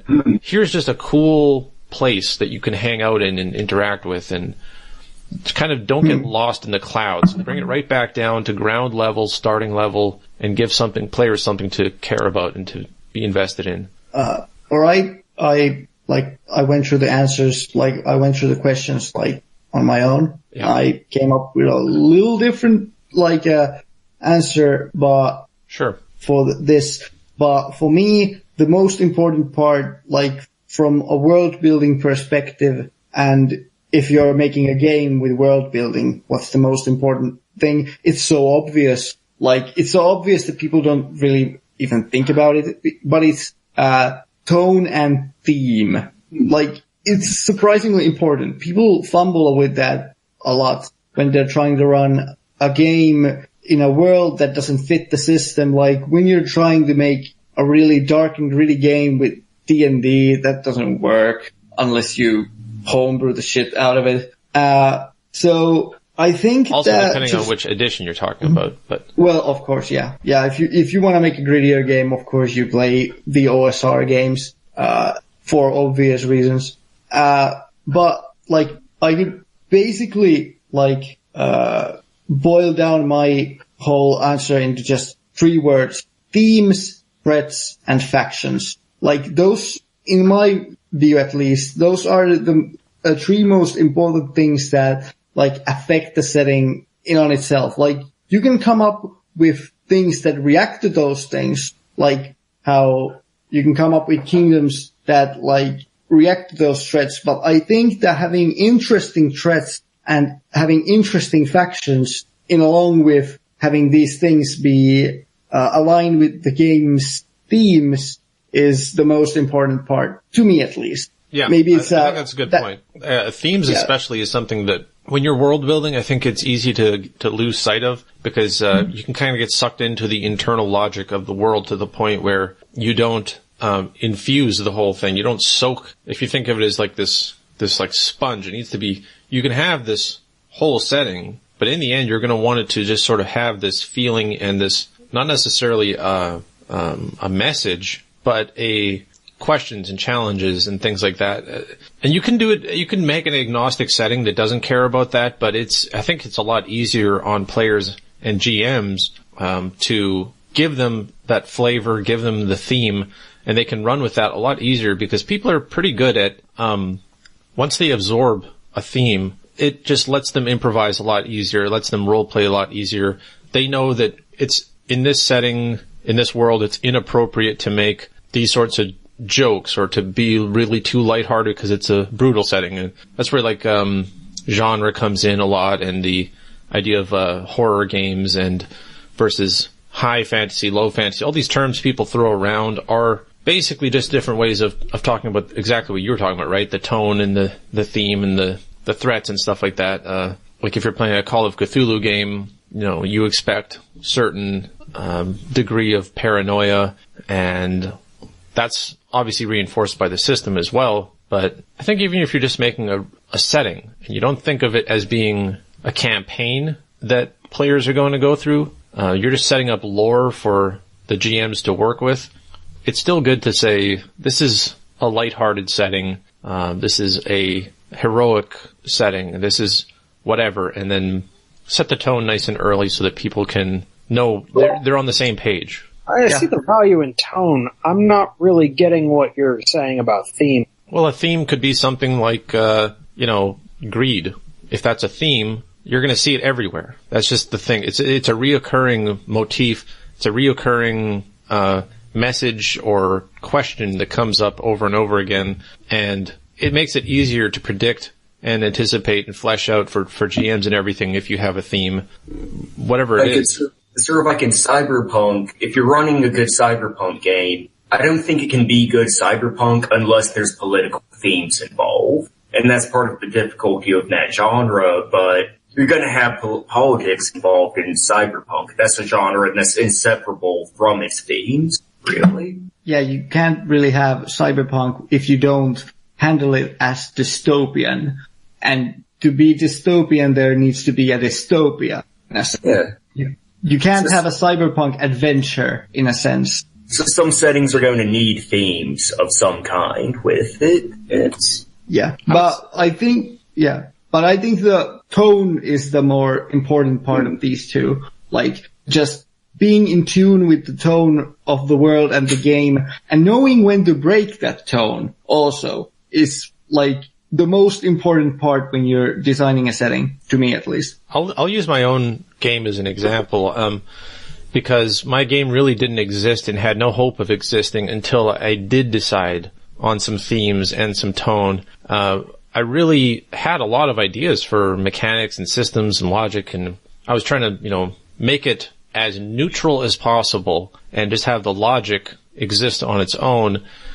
And it just created so many problems for me because I was suddenly considering things like, high-level politics and stuff like that, that really didn't appeal to me as what I wanted to do with this specific game. And once I narrowed it down to a type of experience I wanted to create, I wanted the game to be only about really adventure and heroism and willingness to risk things.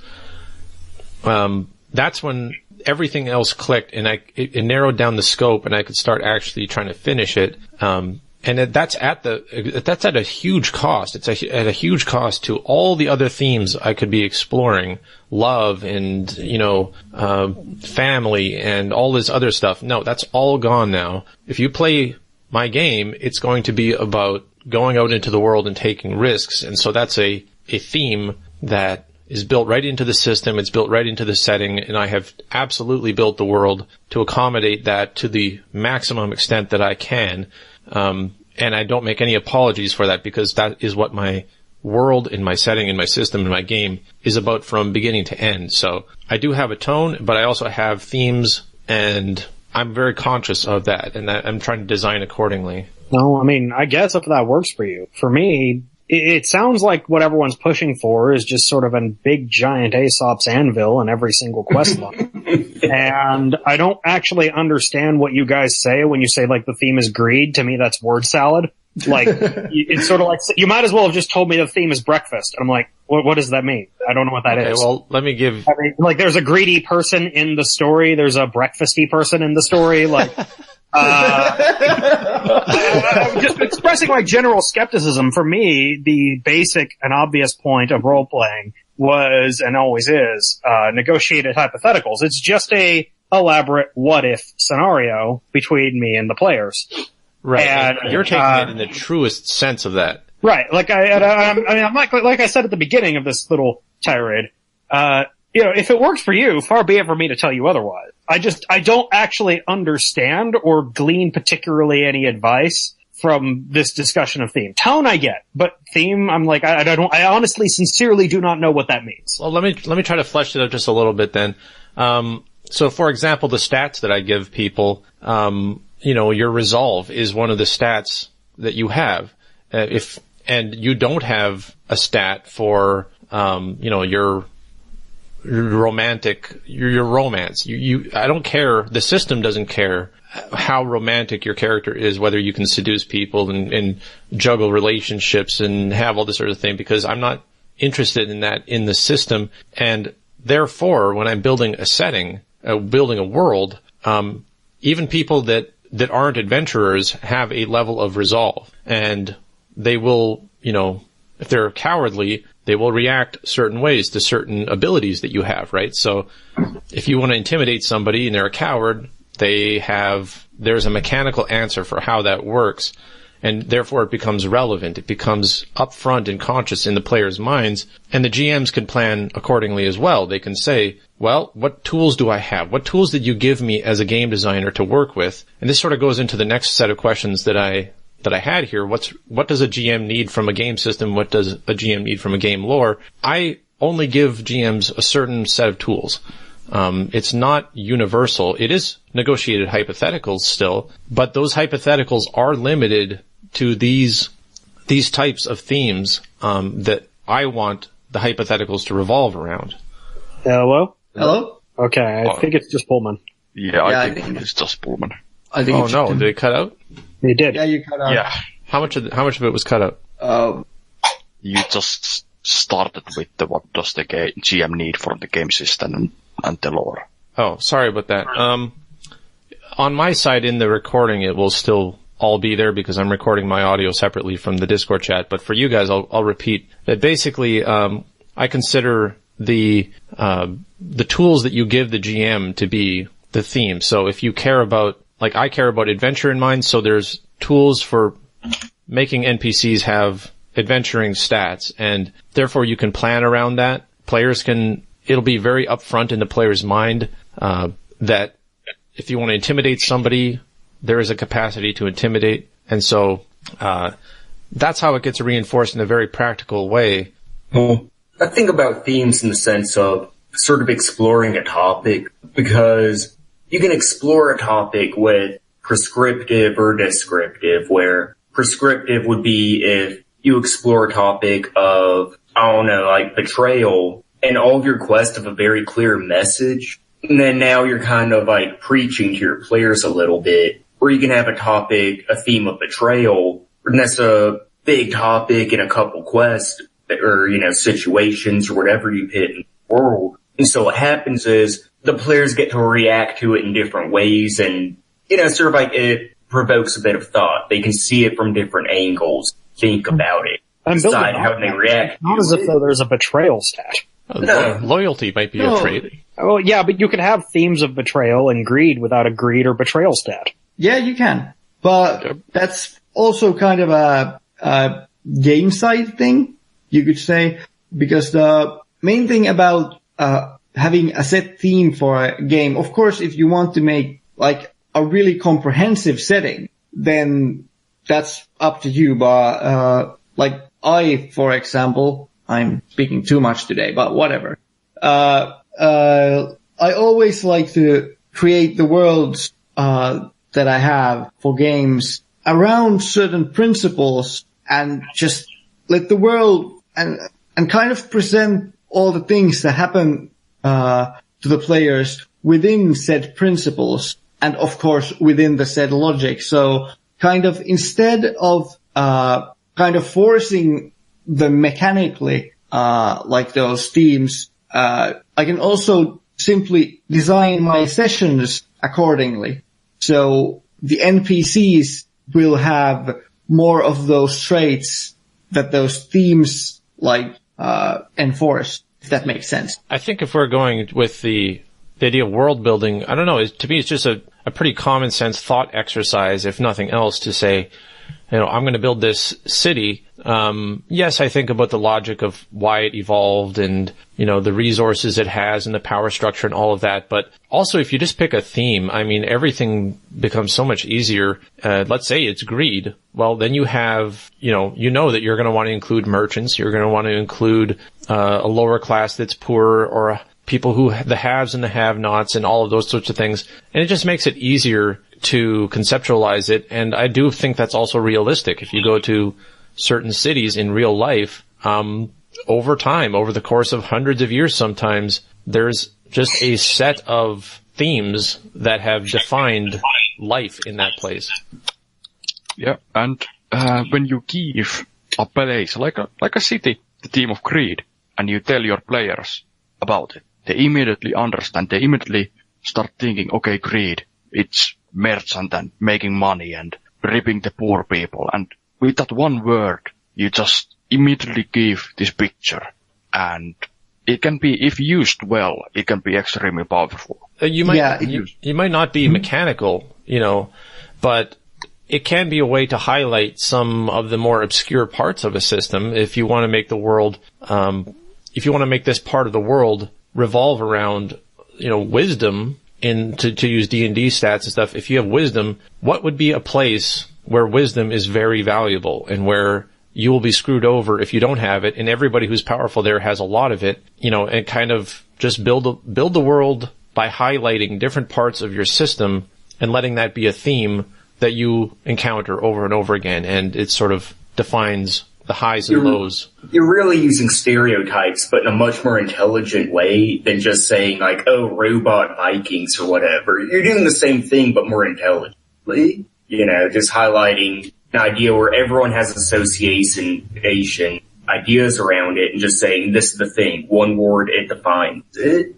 Yeah. But the thing with themes is also your ability to mislead the players. You can also use the themes to subvert them, Yeah. If you have a strong theme, like if you have a strong theme of greed, you can subvert it or like lampshade it. Like you can focus on it either on a very direct way, or you can actually expand on the very idea of greed and then have like people with massive harems in the city, which goes way beyond the idea of just having a lot of money. Right. Yeah, from harems you go to objectifying people, sexuality, all these things.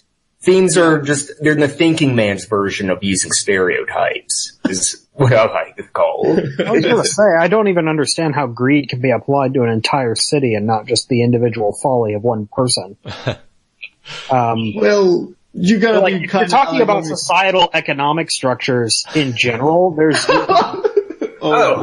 Well, I mean, there are usually reasons behind that. I totally agree with It's you. more about power than it is about greed and the sort of necessity of power, in the sense that the moment you try to eliminate it, there's a power vacuum, and then the power resumes.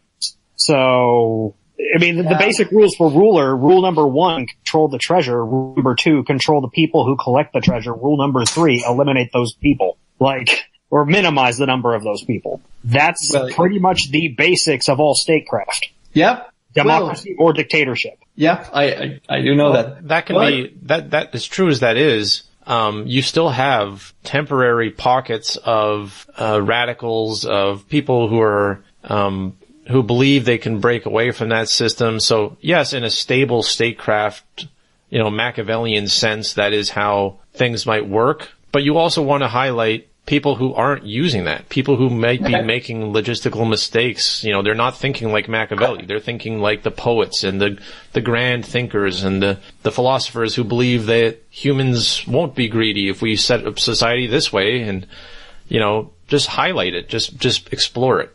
Well, I mean, I think greed is a real thing. I'm just saying it doesn't apply where it comes to controlling vast amounts of wealth in order to control society. Greed is usually a matter of squandering your fortune and not even using it for political purposes. Well, taking what you don't need, or, I mean, maybe I'm elaborating on my own opinion. Well, I think what you're doing is you're talking about like a system level analysis instead of just, the people you meet. If everybody in a town is talking about greed, it's a theme. I mean, it doesn't need to have any mechanical consequence. You can have you can actually have a place where greed is not a big factor, but everybody thinks it is, and it still becomes a theme because there's people who are envious of those who have money. Like, you deal with a bunch of communists and socialists, they're going to be obsessed with how much money people have. Well, the fun thing is figuring out how to make this make sense. Like, if greed is a theme of a city, now you've added a new thing that's not from this sort of materialist, determinism that would happen when you go full realism. You add a theme, and then you can go back to the realism. Why is greed so big in the city? Why is it just a part of the culture? Yeah, going to Tate's point, I think, Fade, I think you're not thinking allegorically enough, because to me at least, I'm not saying this is a bad thing. You can make your worlds as realistic as you want because, that's what works for you. But just to explain my side of this, or probably Pullman's too. So, Algo's maybe too. So, the idea is that instead of all things being strictly realistic, you can use the themes to kind of stretch that realism to create an unique experience. So I think that's the bridge that we need to. And I think there's a big difference between factual reality and perception, and that's one of the most interesting things to explore. You don't want people in your own setting. It would be stupid for people in your setting, no matter how realistically you've calculated it, for them to actually understand how the world works. The average person alive today has no idea how the world works. They think it's because, they voted a certain way and this guy, Donald Trump, is sitting in the White House or whatever, and that's their explanation for why there's chaos and stuff. The fine details and all the logic that you put into it, first of all, your PCs would have to be incredibly educated and worldly and knowledgeable for even them to know how the world works. So chances are your players are going to be role-playing as misguided, poorly informed people who come from a certain background and a certain perspective that will be informed by all sorts of bullshit, really. If you want to talk Machiavellian terms, you would dismiss it as being not relevant. But from their perspective, they were raised in a culture where this certain religious view is what defines everything. And so, now they're going to apply labels to people everywhere based on that. Even if from a high level world building perspective, a neutral, objective perspective, you'd say that's not important. it is very important to those people, and therefore they're going to live their lives accordingly, and it becomes a theme in their life. Yeah, I can respect that. It's one of the things that I often have trouble with when I'm trying to capture the world accurately, that I often fail to simulate the additional stupidity that is. By the same token, when I'm trying to capture a chronicle of events, I rarely include all the lies and intrigue in my own plotting. Because I'm so focused on what actually happened, I often forget what the narrative, or what the various narratives going through the existing society would be, and how those fictional narratives would interact. By narratives, I mean lies. Yeah. Delusions. Yes. Well, I mean deliberately told lies in order to masquerade the facts. Sure, yeah. And I think, to me, that's something I always focus on. From the point of view of an intelligence operative, that I'm often forgetting the point of view of the people who are counterintelligencing, if that makes sense. And the people who got scammed into believing something. I mean, to me, that is where I get all of my inspiration from, is the misunderstanding of reality is much more important to me than the reality itself sometimes. It's good to have the reality and know the truth as the creator of the setting, but all the juice, all the interesting, what I would call themes, they come out of misinterpretations and weird conflicts between people that shouldn't even exist, but they do because they both believe the other side is responsible, and yeah. So I mean, I could really respect that.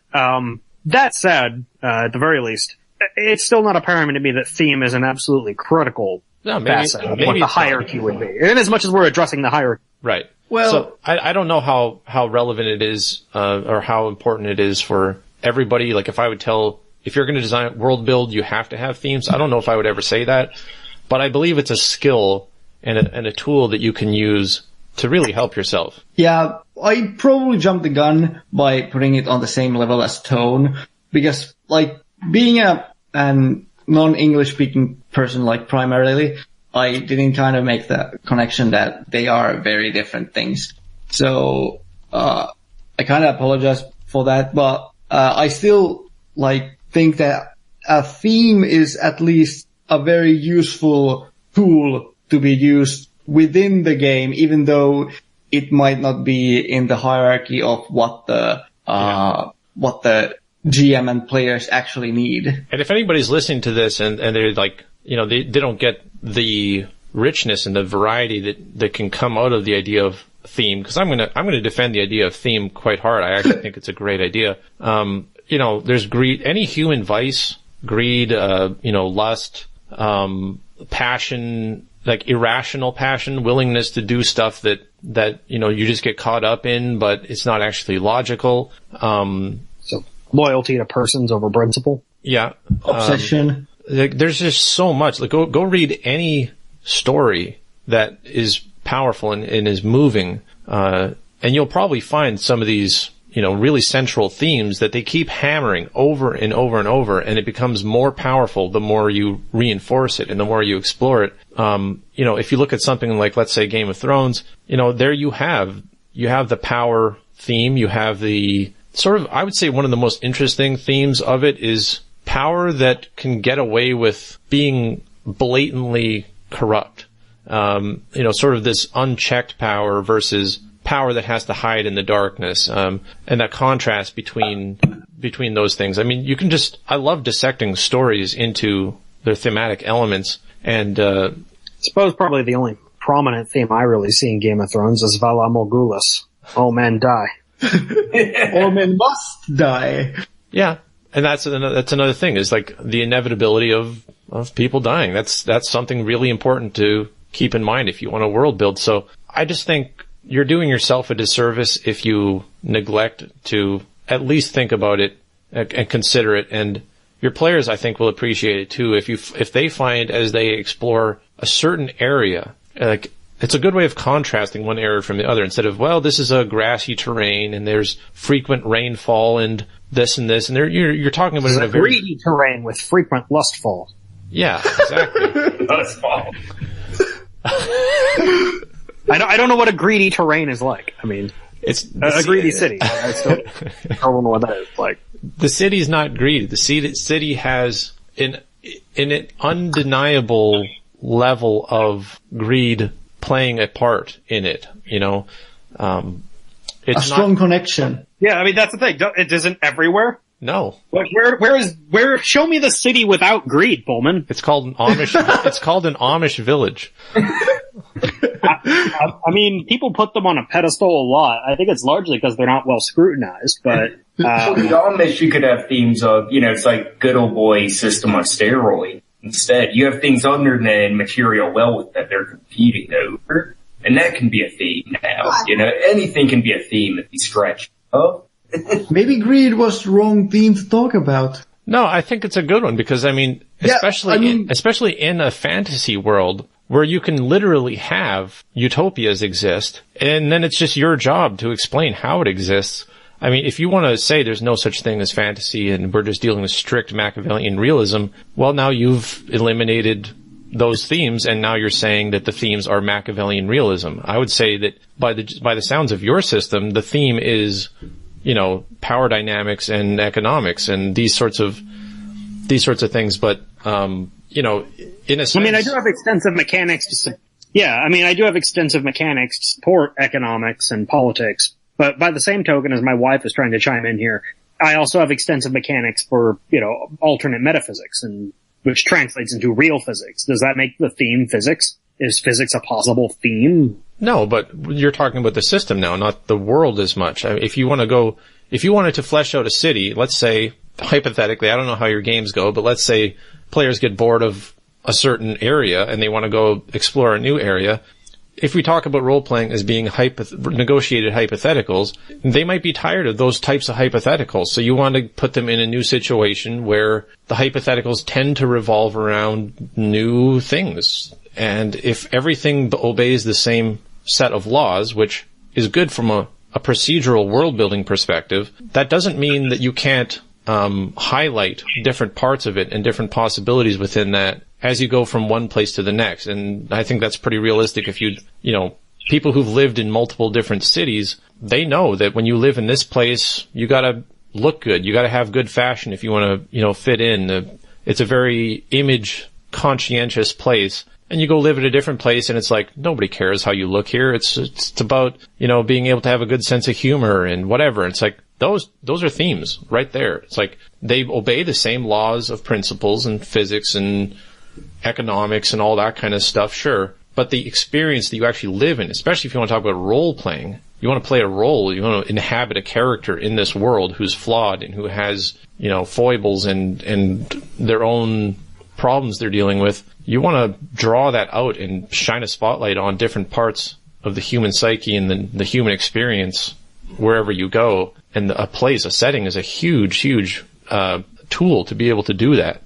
Yeah. To actually backpedal a little to the creation of NPCs, having like regional themes on certain places can also help in creation of NPCs, because you can have them interact with said theme, and then you can also have people who not only like strongly enforce the theme, but also strongly reject the theme. So you can, even though the spotlight is still on the theme, you can still have like a lot of meaningful interaction with it, in my opinion. And if you have this certain theme in this area and you introduce your players to a character that isn't part of that theme, he's going to stick out a lot and instantly become a much more interesting person. Yeah, I think so.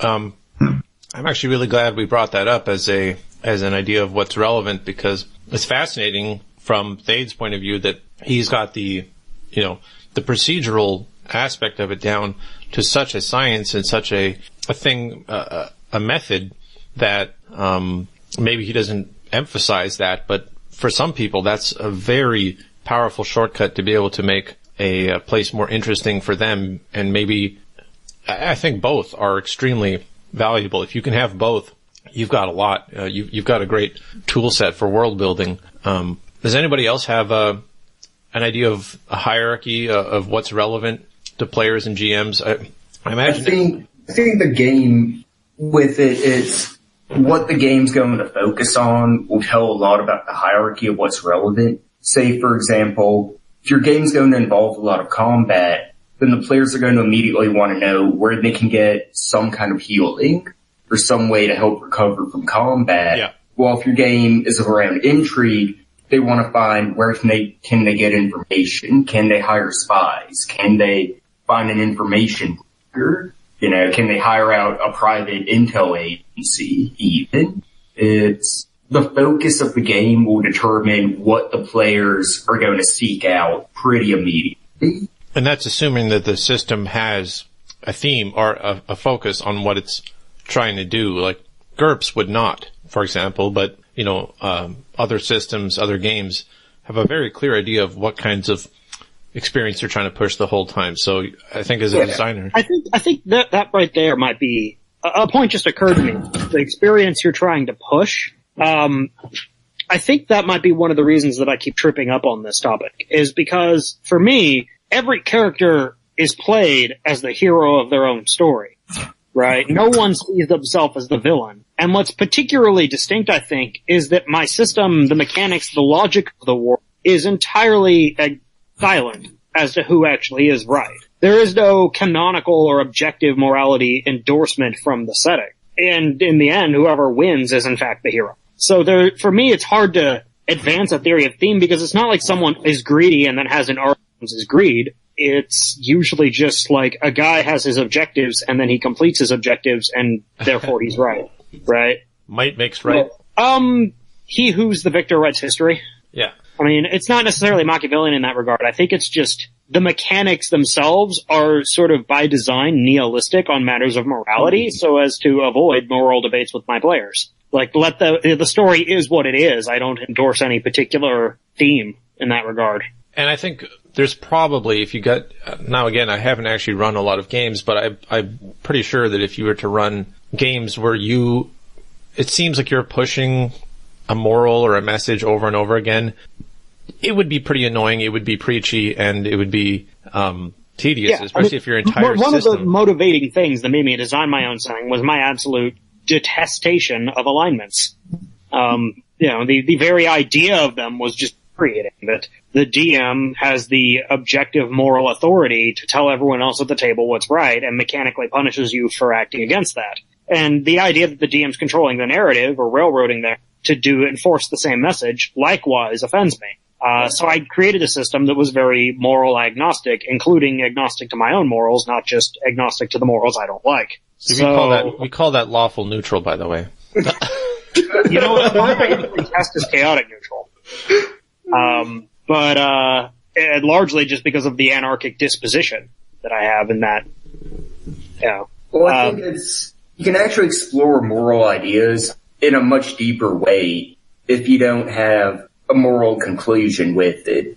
Agreed. Or you just put a super morally challenging situation with players and there is no right answer. You don't know how they're going to respond. Because I feel like what is when you have a moral conclusion to something in your world building, then now it becomes an Oblivion-style morality system or Fallout or something, where it's just super simplified, when if you're just like, here's a really hard-to-handle moral decision, and there is no right answer, now the players have to actually think about morality, instead of just saying, am I going to play an evil or a good character? Yeah. I don't like simplistic morality, but I do like themes, and I like the themes to be able to challenge what people believe. So, I mean, how many people really are somehow totally rational and have no moral code that they live by and no irrational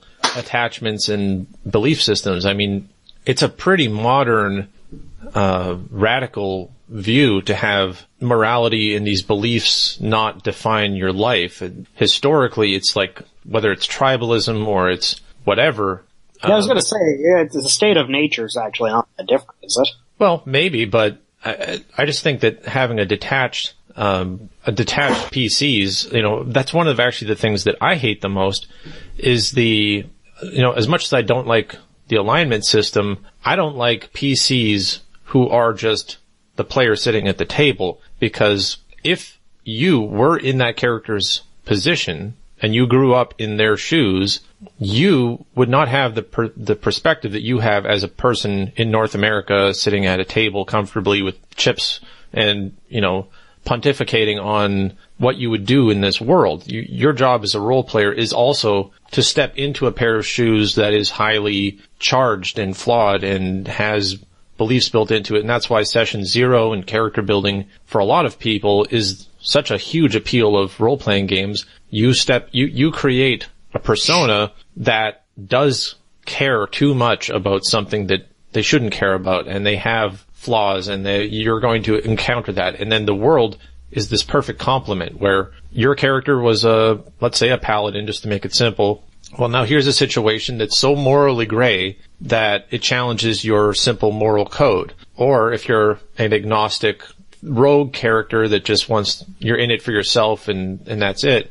Now you've confronted a situation where the morality of it is so stark and there's such an obvious good and bad that it just challenges what your character believes and what their comfort zone is. Sure, but I often feel like if the system designates a theme within itself or endorses a theme, that it actually undermines that project. Well, I think we must have still a different definition of a theme then, because to me a theme is just, it doesn't give an answer, it asks a question. It's just, what is it, we think of greed as being bad. There are people who believe, greed is a necessary thing that can help. It's a fact of life. It's just how the world turns. And so, it's still a theme, but which side is right, and when does it go too far? When does it become a problem?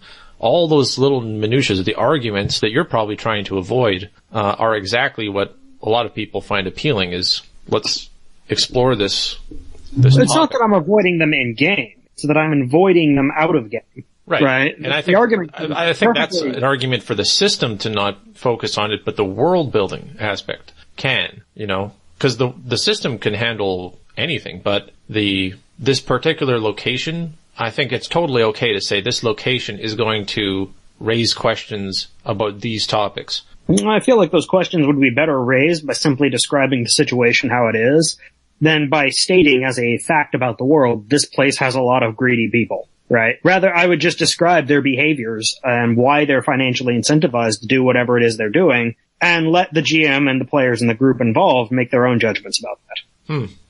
Well, I guess it depends how much you want to help your GMs actually understand what you're going for, because if as the world builder, and this kind of goes into what I was trying to get at with this question of what does a GM need from the game's lore versus campaign-specific setting, what the GM builds for the players versus what the designer builds for the GMs.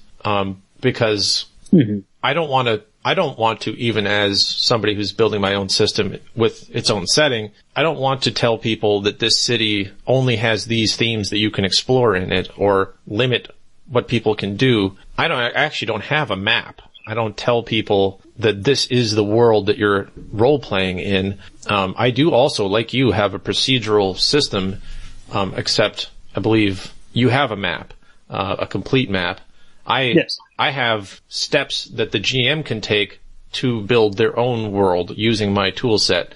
And so maybe that's also a differentiation, is that I like to give GMs as many tools as possible and say, build something with this, and here are some suggestions and advice for how to do it. And so there will never be a city with a name that is always associated with greed, the way that like a D&D, like Waterdeep might have certain things that is specific to that place and certain natural themes that come out of it. I don't have that, so I don't need to worry about that, but I do try to encourage GMs to have themes and use that.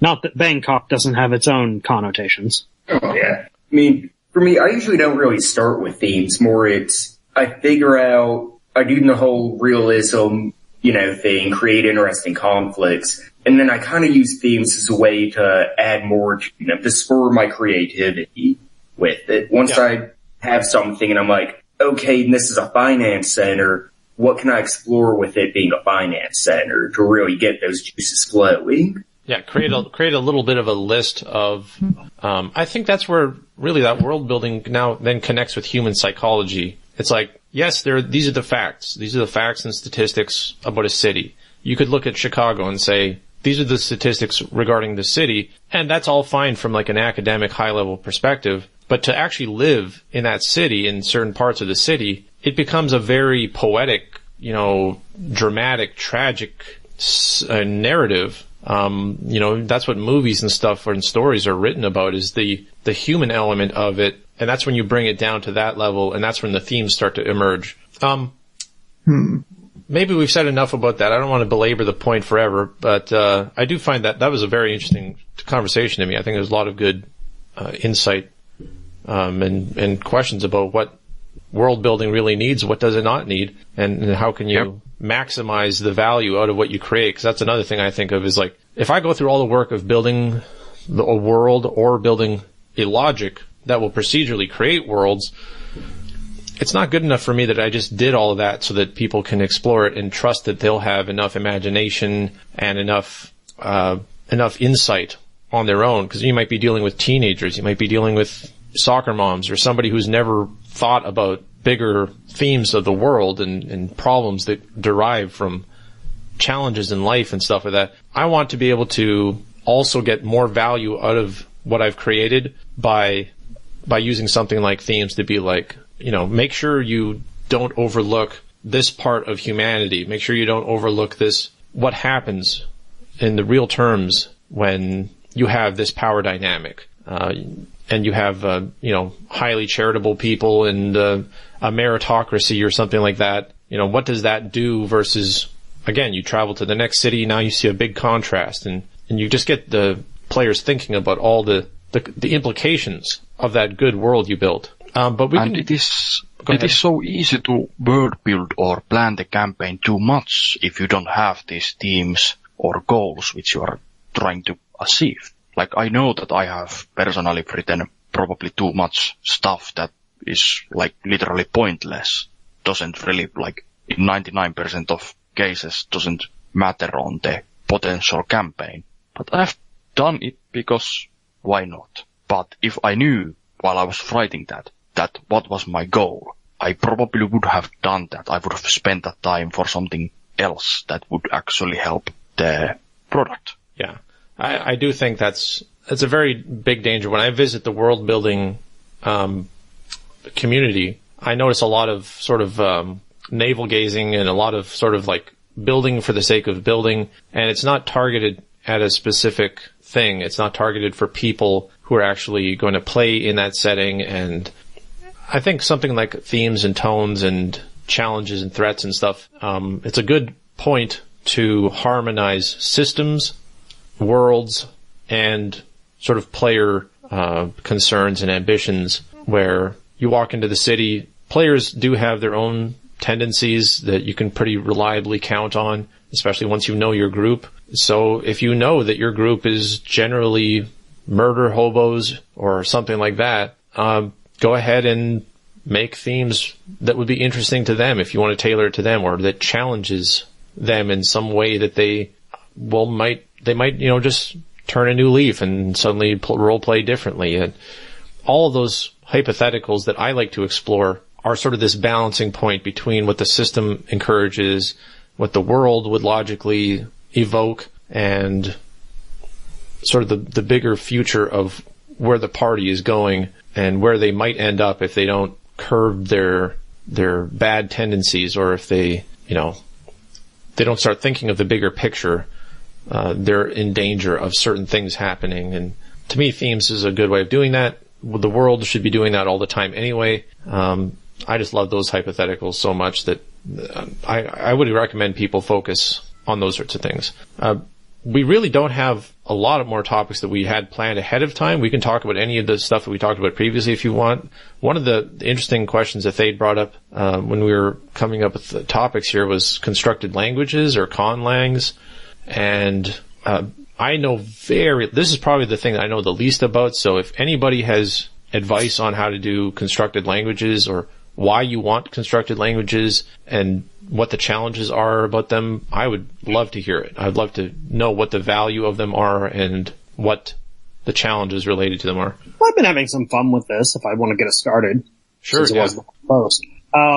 So basically, there's two separate topics here. One is constructing your own language Tolkien style. That's probably a great deal more work than most people would need to do. I actually am doing one, but more for fun than I am for implementing practical world building. But the other aspect I feel that is kind of important to world building is how one immerses the characters into how language works in the system. And additionally, just sort of like what things would sound like vaguely, right? So I created I'm attempting to create for each of the languages in my game a sort of translation guide of like how to say a word in the accent of that language, not necessarily that language itself, right? Huh. So like one of the languages in my system is based on Nahuatl, the Aztec language. And so I actually researched what sounds they could and couldn't have, and it was actually quite easy. Such that now I have a pretty straightforward guide on how to say any person's name in Nahuatl. Wow. And, I could write the name protocol. It's just a few sentences. I have it here on a document on my computer. For all the vowels become A, and E. Which is a long O and a long U. Consonants are a H, K, which the K is often anglicized with a Q or C. L, M, N, P, S, T, and very rarely V. W is transcribed as HU, often follows K as a quattle. X sound is pronounced SH, and a glottal stop. The consonants B, D, F, G, and R are not native and are not found in anything that's not a loan word, nor are J, Q, X, Y, and Z found. So I know that's kind of it looks a little more complicated hearing me read it out than it does if you just follow that guide. But the idea is you just take any name, like we could do Richard Pullman, and just eliminate the consonants that don't exist in that language, translate the vowels to their nearest equivalents, and you have Nahuatl for Richard Pullman. I would love to hear the pronunciation of that. So, like I said, R is not native. So replace voiced consonants with unvoiced. Substitute W for glottal, for an F or a V, L for an R. So, li, cha, yeah, I know. Li, cha, to, li, cha, to. There wouldn't be a toe at the end. But is there a pool in there? Yeah, pool. Yeah. Richard Pullman, I believe. That was worth it. Yeah. That sounds really Japanese. Simple. Where we have a sort of different language where it's literally just things in Russians backwards.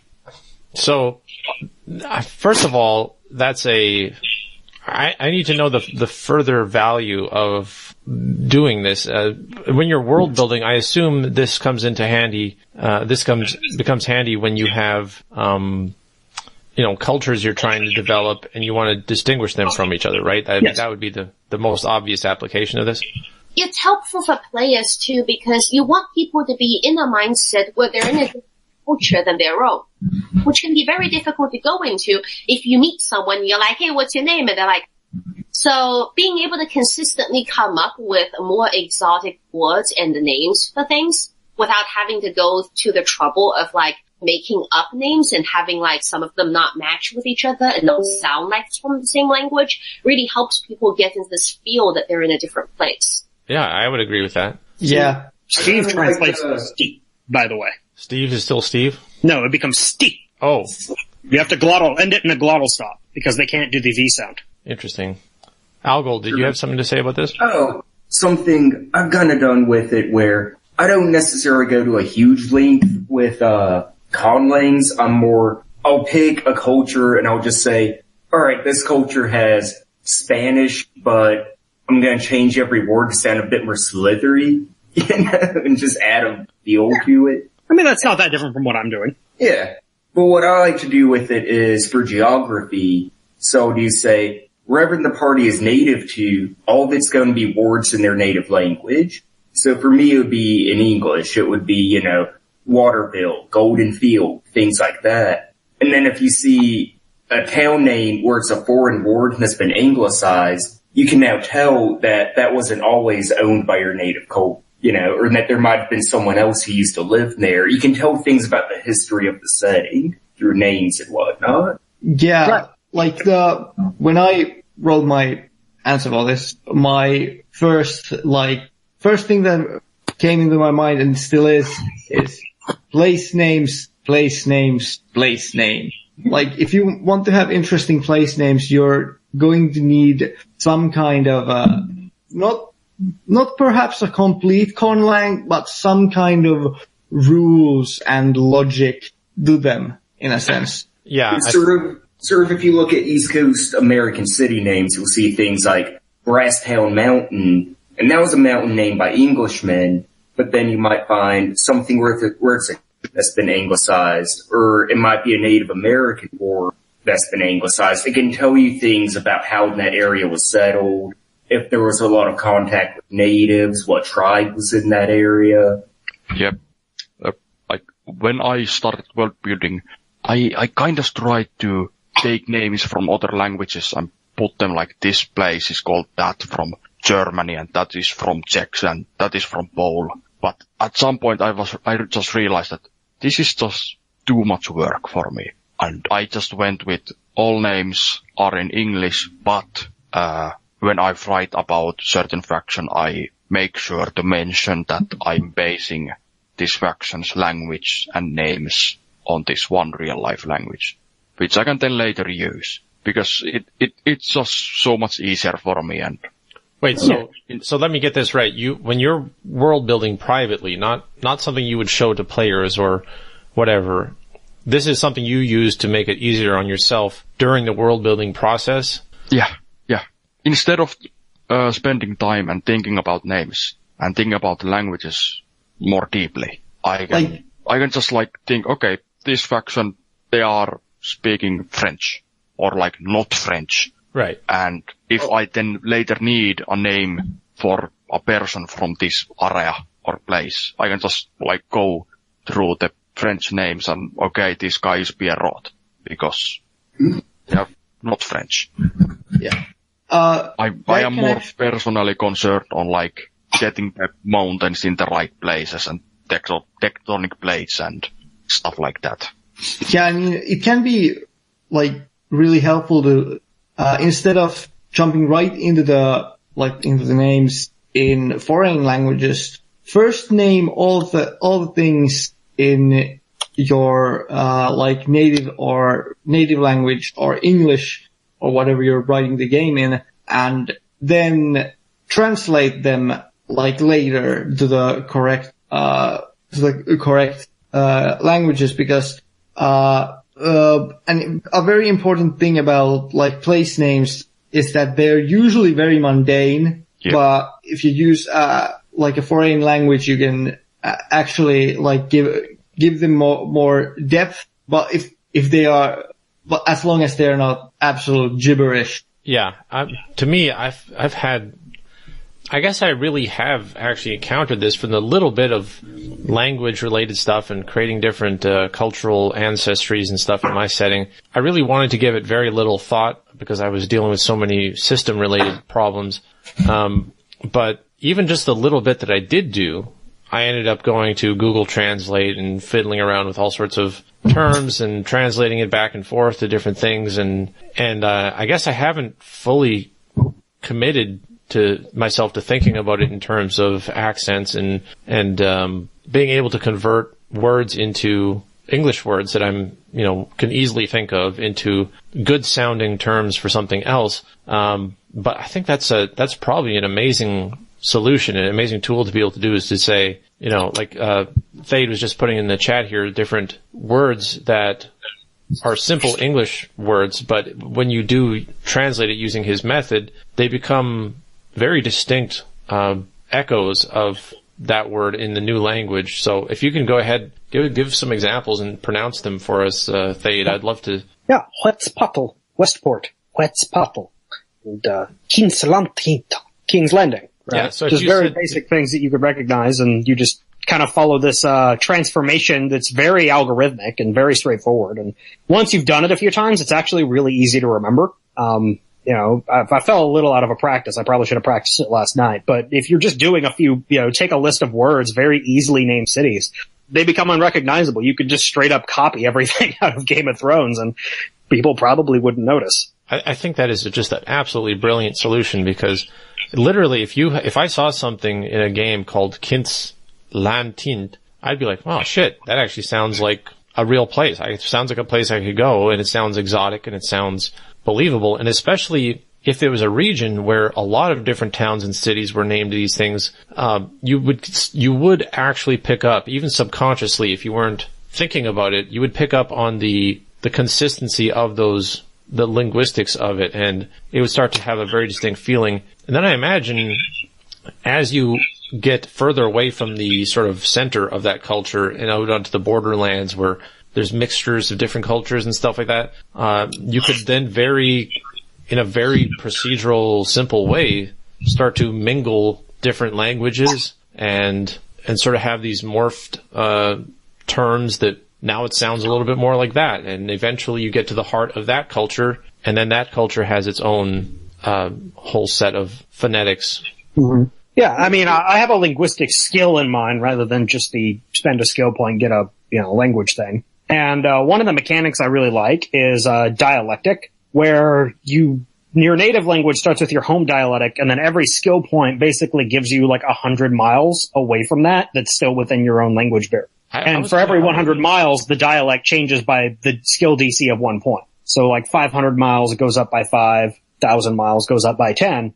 And as long as it's 1,000 miles and still within the same country, that is, the people speak the same root language as you, then it's still considered the same language, much the way Chinese is still considered the same language, but the dialects are very, very diverse. For my purposes, there are only like 5 human languages in the entire world, but they're all dialectic variants of each. So like, pretty much anything that's Proto-Indo-European would be considered one language in mine.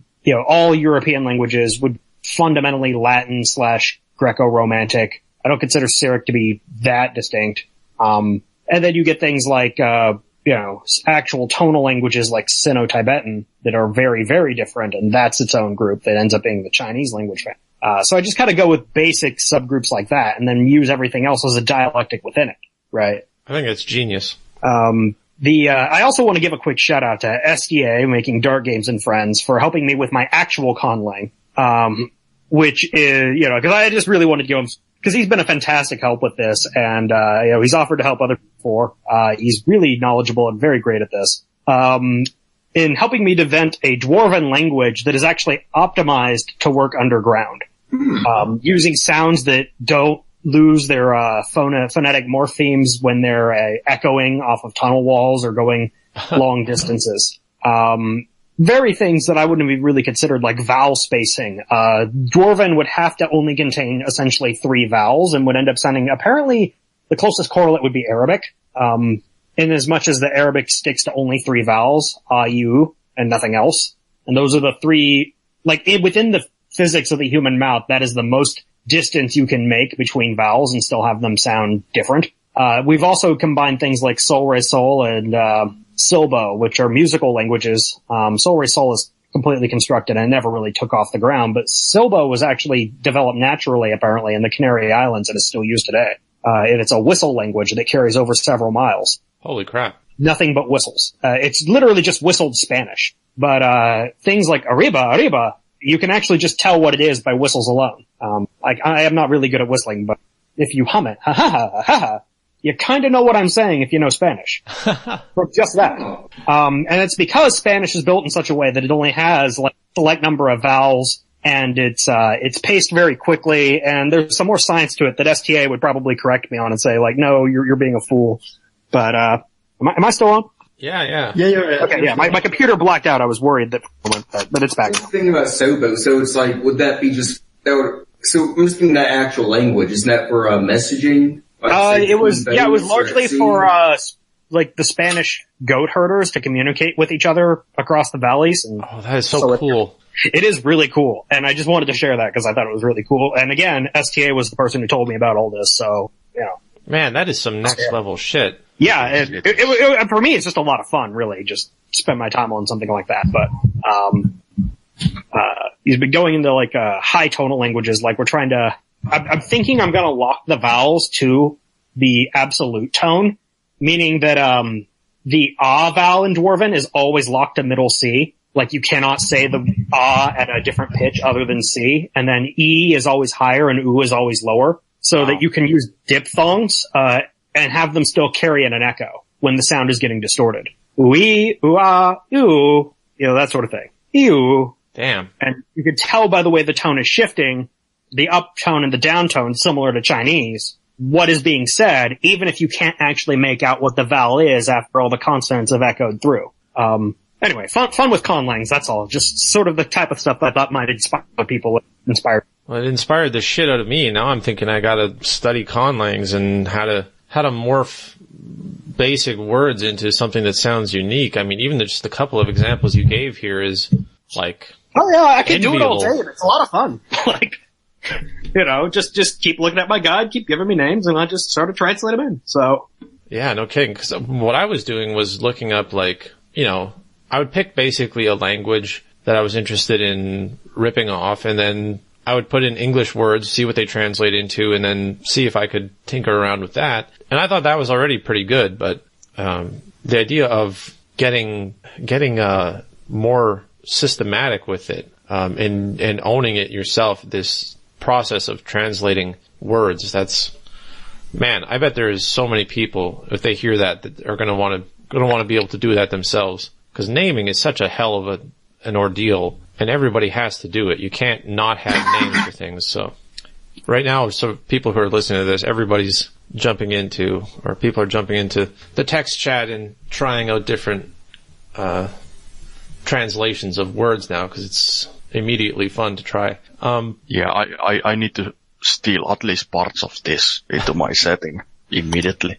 At least the concept of whistling language. Yeah, I'm sorry. I'm just looking up some videos of whistling language. Silbo, I'll write it in the chat. SILBO. It's real easy, Compare Soul Ray Soul, but Soul Ray Soul's main deficit is that you have to use rests between words, and that makes it very unnatural to speak. Because you actually had to be like, like do re mi, like that type of thing. And then whoa, hello. Yeah. It's small storm warning on my end, but it's. Oh, yeah, I can hear that in the background a little bit, but yeah. Yeah, no, I think all of us are gonna. I mean, I hope you bring this into the rest of the GDG chat and start telling about this idea that you have, because that's going to catch on like wildfire when people realize that you can use English and whatever language your native language is, and just twist it in a way that makes the process so easy and almost effortless. Or like and even for dialectics it works too. Like I was just translating basic English words into the Nahuatl.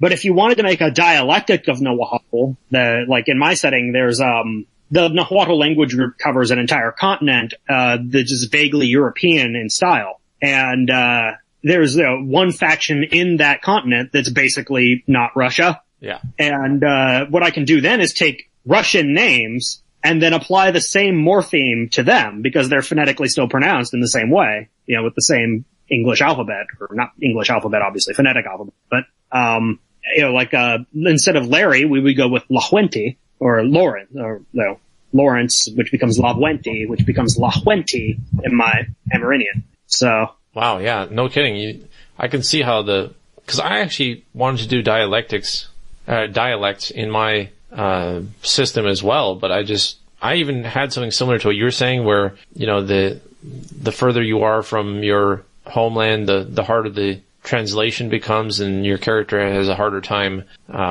communicating. But I had no idea how to implement it, and especially not how to make the naming of things around there sort of a natural transition.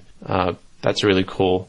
I guess I can pretty much guarantee that you get a whole demographic hooked on your setting just by having these cultures and subcultures and dialects feel believable. Yeah, that's right. I even had Richard pre-translated, and I can't believe I didn't use that.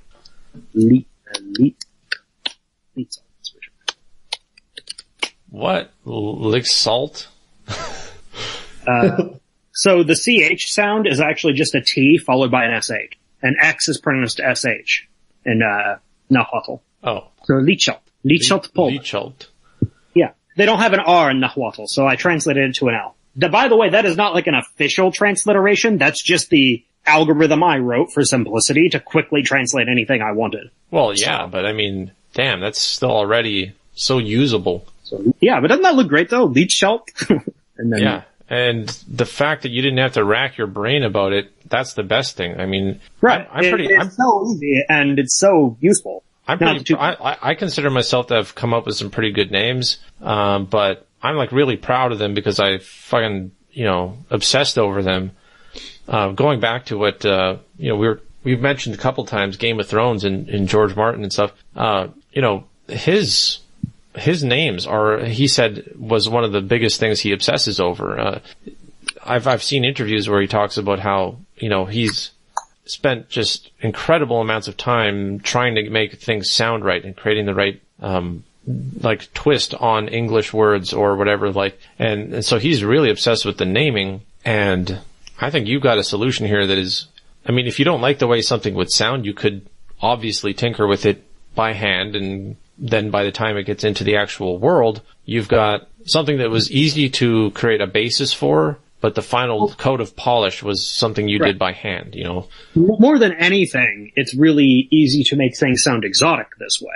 If you want to make things sound natural, native, familiar, and still have certain connotations, then you're probably going to have to just do your best and put in the hard. Like, all of Westeros is based in really natural-sounding Western names, right? Yeah. Jaime Lannister, this system wouldn't help you make that. I could translate that in a Nahuatl-ish pronunciation, but it wouldn't help you come up with whatever connotations Lannister has to you initially. And Stark, for instance, has its own natural connotations because it also happens to be a word. Yes. And whether it's intentional or not, and presumably it is in George R.R. Martin's case, that gives you an impression of these people without ever saying anything about it. Right. But I do think that even just having this in your back pocket as you're coming up with other names, it's just something you can play with and then create, it'll inspire you enough at least to be like, let's say you came up with 2 or 3 other algorithms like this for different translations. Try out the same words, the same name in a couple different processes, see which one sounds better to you. And it reminds me of something I heard. This is sort of a weird anecdote, but I know a guy who was in a metal band, and he was trying to write lyrics that sounded like really. He didn't want it to sound like just some English dude wrote it because he's a big fan of Scandinavian metal, and so I ended up giving them the suggestion to put his lyrics that he would normally write into Google Translate them into Swedish or something, and then translate that back into English, and then see what happens to the translation. And he said that basically worked like a charm to be able to take, sentences and whatever, and actually it would just chop out certain words, and it would suddenly have this different feel, but keep the essence of it. And another idea I had, this was long ago, not nearly as recent stuff I shared today, but very similar lines was, for Dwarven language, I always made their translated accent to basically just describe everything in little words because their vocabulary is restricted, because there's not a lot of language space for all the different words they could use. So like they described the, outside as the big chamber. Oh yeah. Right. Or just like, the sun as like really big torch, things of that nature, just sort of piecing together words from smaller words in a very Chinese kind of way.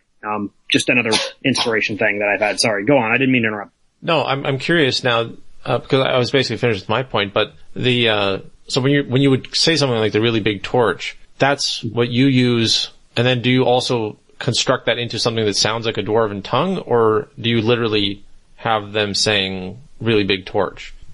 Oh, I usually actually have them say like, oh, the main chamber, or the great torch is out again. Oh, okay, I see. That's really cute. Well, I mean, because I also play their voices higher because they would have higher pitched voices. They're smaller creatures. Huh. So I know most people go for the barrel chested beardy dwarf, and I have those as well. It's just that they would still have higher pitched voices because they are smaller creatures. So. Interesting. There's a side conversation now about milk toasts and Algol's accents that's distracting me. Yeah. Once you start dissecting the the languages and the dialects and the accents, it really becomes a rabbit hole you can keep going down. And I think the reason why it's so compelling is just because, it's one of the most powerful, when you hear something and you have to adjust your thinking to be like, wait, what's he saying? You're trying to parse something. It makes you pay attention a lot more. That's something that has been proven scientifically, that when people have to do a little bit more work to understand something, it tends to ingrain better into their memories. And I think that's one of the big valuable tools if you're building a world. You can make something more impactful if it's not totally easy to understand. It's one of the dangers of making things a little bit too accessible. If you can put a little exotic spin on something, people pay attention closer. You just don't want to create it so difficult that it turns them off. Yeah. Well, I don't know. That's an amazing point. I feel like we're all going to be discussing this on GDG afterwards, this whole conlangs concept and how we can... You had that document that you made. We're probably going to read that. But for the sake of this discussion, that's probably a good place to conclude on, right? Yeah. Yeah. Yep. I thought this was a fantastic discussion. So glad that we did it. I wasn't sure how it was going to go. We had our set of topics and everything like that, but I knew that Milquetoast was from, more of a pure world building background, and Algal had made campaigns and was selling them. By the way, you can feel free to shill that if you want. I'm happy.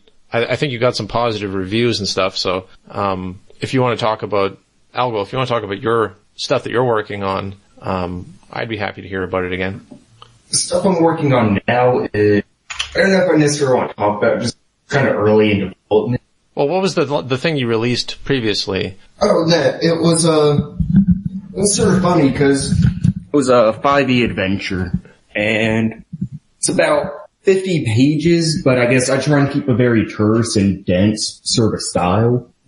Yeah. And I found it was interesting though, because when I released it, it actually got, the only people who didn't like it were 5e fans, and everyone who did like it were OSR people. It was weird because to me, I really tried to design a lot of the combat, the encounters, everything to work silky smooth with 5th edition. But I think the OSR guys liked it more because I'm of the mind of, here's a strong hook, here's a strong beginning, here's an area with a lot of shit going on, and then just let the players go loose, go crazy. Yeah, I remember talking to you about that on the previous podcast, and I was really impressed with the insight you had into how to build an adventure. To me, that's still a crazy concept, that you have something as dynamic as a role-playing session with all these different people, and you have no idea what the classes of the characters will be, but it has to work with all these different things. And I wanted to have you on here because I knew you were going to have some insight as to the practical, real-world running of these games and the prediction of how players behave when you present them with certain concepts and challenges and settings and stuff like that. So, very much glad that you could come. And, Artie, of course, creator of Misfortune, which is being promoted and I believe is doing okay. Is it not, Artie? Yeah, it's doing okay. It's copper seller, I think. I don't think it's gone up the threshold. Yeah, still a copper seller. Well, for your first game, I mean... Yeah, it's pretty good. It's pretty good. And, very impressed with that. And we've talked also about Fairy Tale, what you're currently working on, and I think that's a cool, very different, very cool system. Yeah, well, I kind of had to tone down just not talk about it when you were mentioning, morals, because, well... Yeah, if anyone is familiar with that, with the system, the discussion we had last time, his entire system revolves around hammering down morals and literally fairy tale level of morality, which was hilarious. That going all about Machiavellian realism. Oh, hey, here's sort of the opposite end of the scale. Yeah. Yeah. But my most important thing that I'm trying to do with it, to not be obnoxious about it, as you're talking about it, how it can be really distracting. So I'm trying to make it into something that can be fluid, but it's still on the table, so. Yeah, that's one of that is an interesting challenge, and that's what I really respect about that in the first place, is the fact that you're undertaking something that is pretty challenging, but you really are willing to go make the mechanics push a certain kind of experience, and you know what kind of experience you want people to have. Milk Toast, thanks for coming by from the world building side of things. I don't believe you have a project you're trying to release or anything like that, are you? No, I don't have. And the stuff I currently have, it's scattered across Google Docs, and I really should categorize everything and edit stuff, but yeah, I've been just producing more text, and slowly but steadily, the world is becoming more whole than before. Well, hopefully our discussion today actually might push you into some more efficient practices. It did give me some inspiration. Yeah. I have had a bit of a dry season in terms of world building this summer, but maybe now. This is the moment I pick up writing again. Well, I know I'm inspired as hell. I think this was really good.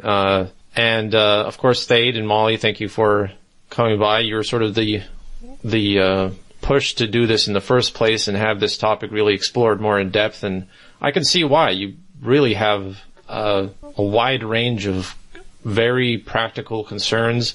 I know some people misunderstand what you're doing as being too abstract and not grounded in how players actually interact with the settings and stuff like that. But I've always found that you have a really good balance of deeply caring about the experience of players while simultaneously having such a huge, ambitious front load, like algorithmic logic for how you're doing everything. And I always find that to be a great contrast to people who come in with just flavor first and then... Yeah, I mean, my thoughts on it are as much like computer science. It's a matter of doing 10 times the amount of work on a program so that you can instantaneously generate content instead of generating content by hand every single time.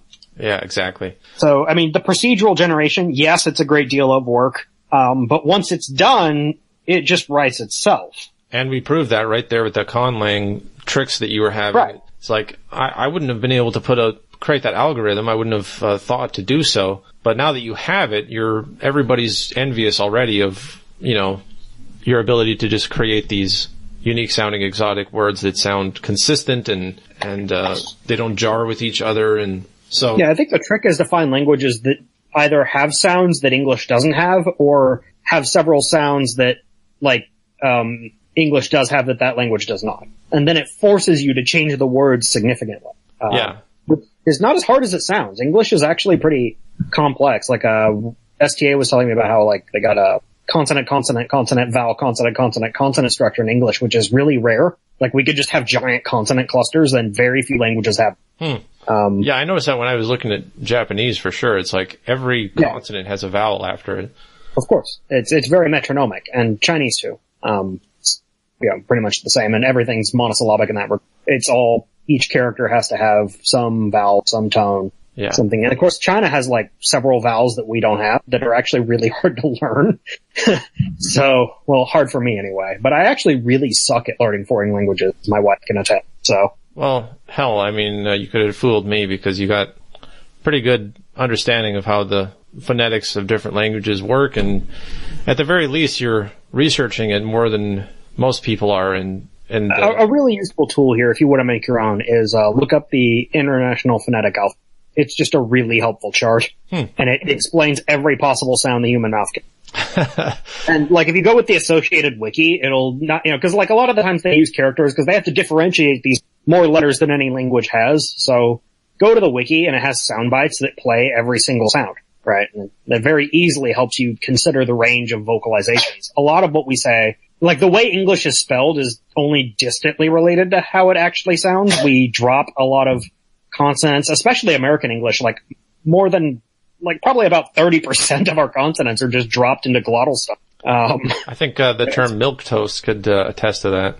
Yeah, I mean, it's Batman, not Batman, right? Right. So, unless you're British, and then it is Batman, but anyway, that's one of the main differences between American and British English, actually. So, yeah, buddy, you read stuff like that and you realize, if you're listening very carefully to how you say things, so many of our basic vowels are even diphthong. The A sound is A, right? Yeah, I've noticed that when people say I have an accent, I immediately, because everybody... I feel like you were wrapping things up and I just sort of started rambling again. Sorry.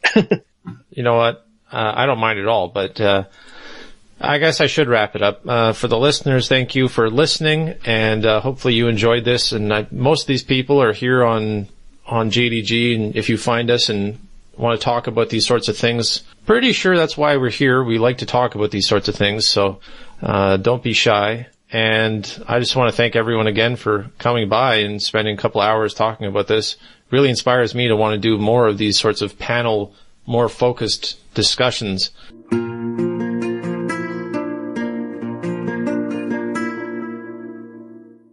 There you have it, folks. Once again, just a reminder that you can leave comments. I know that it wasn't a perfect episode. We had some audio issues and some stumbling, but that's the nature of trying to coordinate these discussions online. I hope you'll forgive any technical problems we had and appreciate the good content we're giving to you. Go ahead and subscribe to the channel. Share this with people. Discuss it. Come on by GDG and discuss it with us personally if you're working on something. We like to see developers, indie developers come by and, we can do something to help you probably.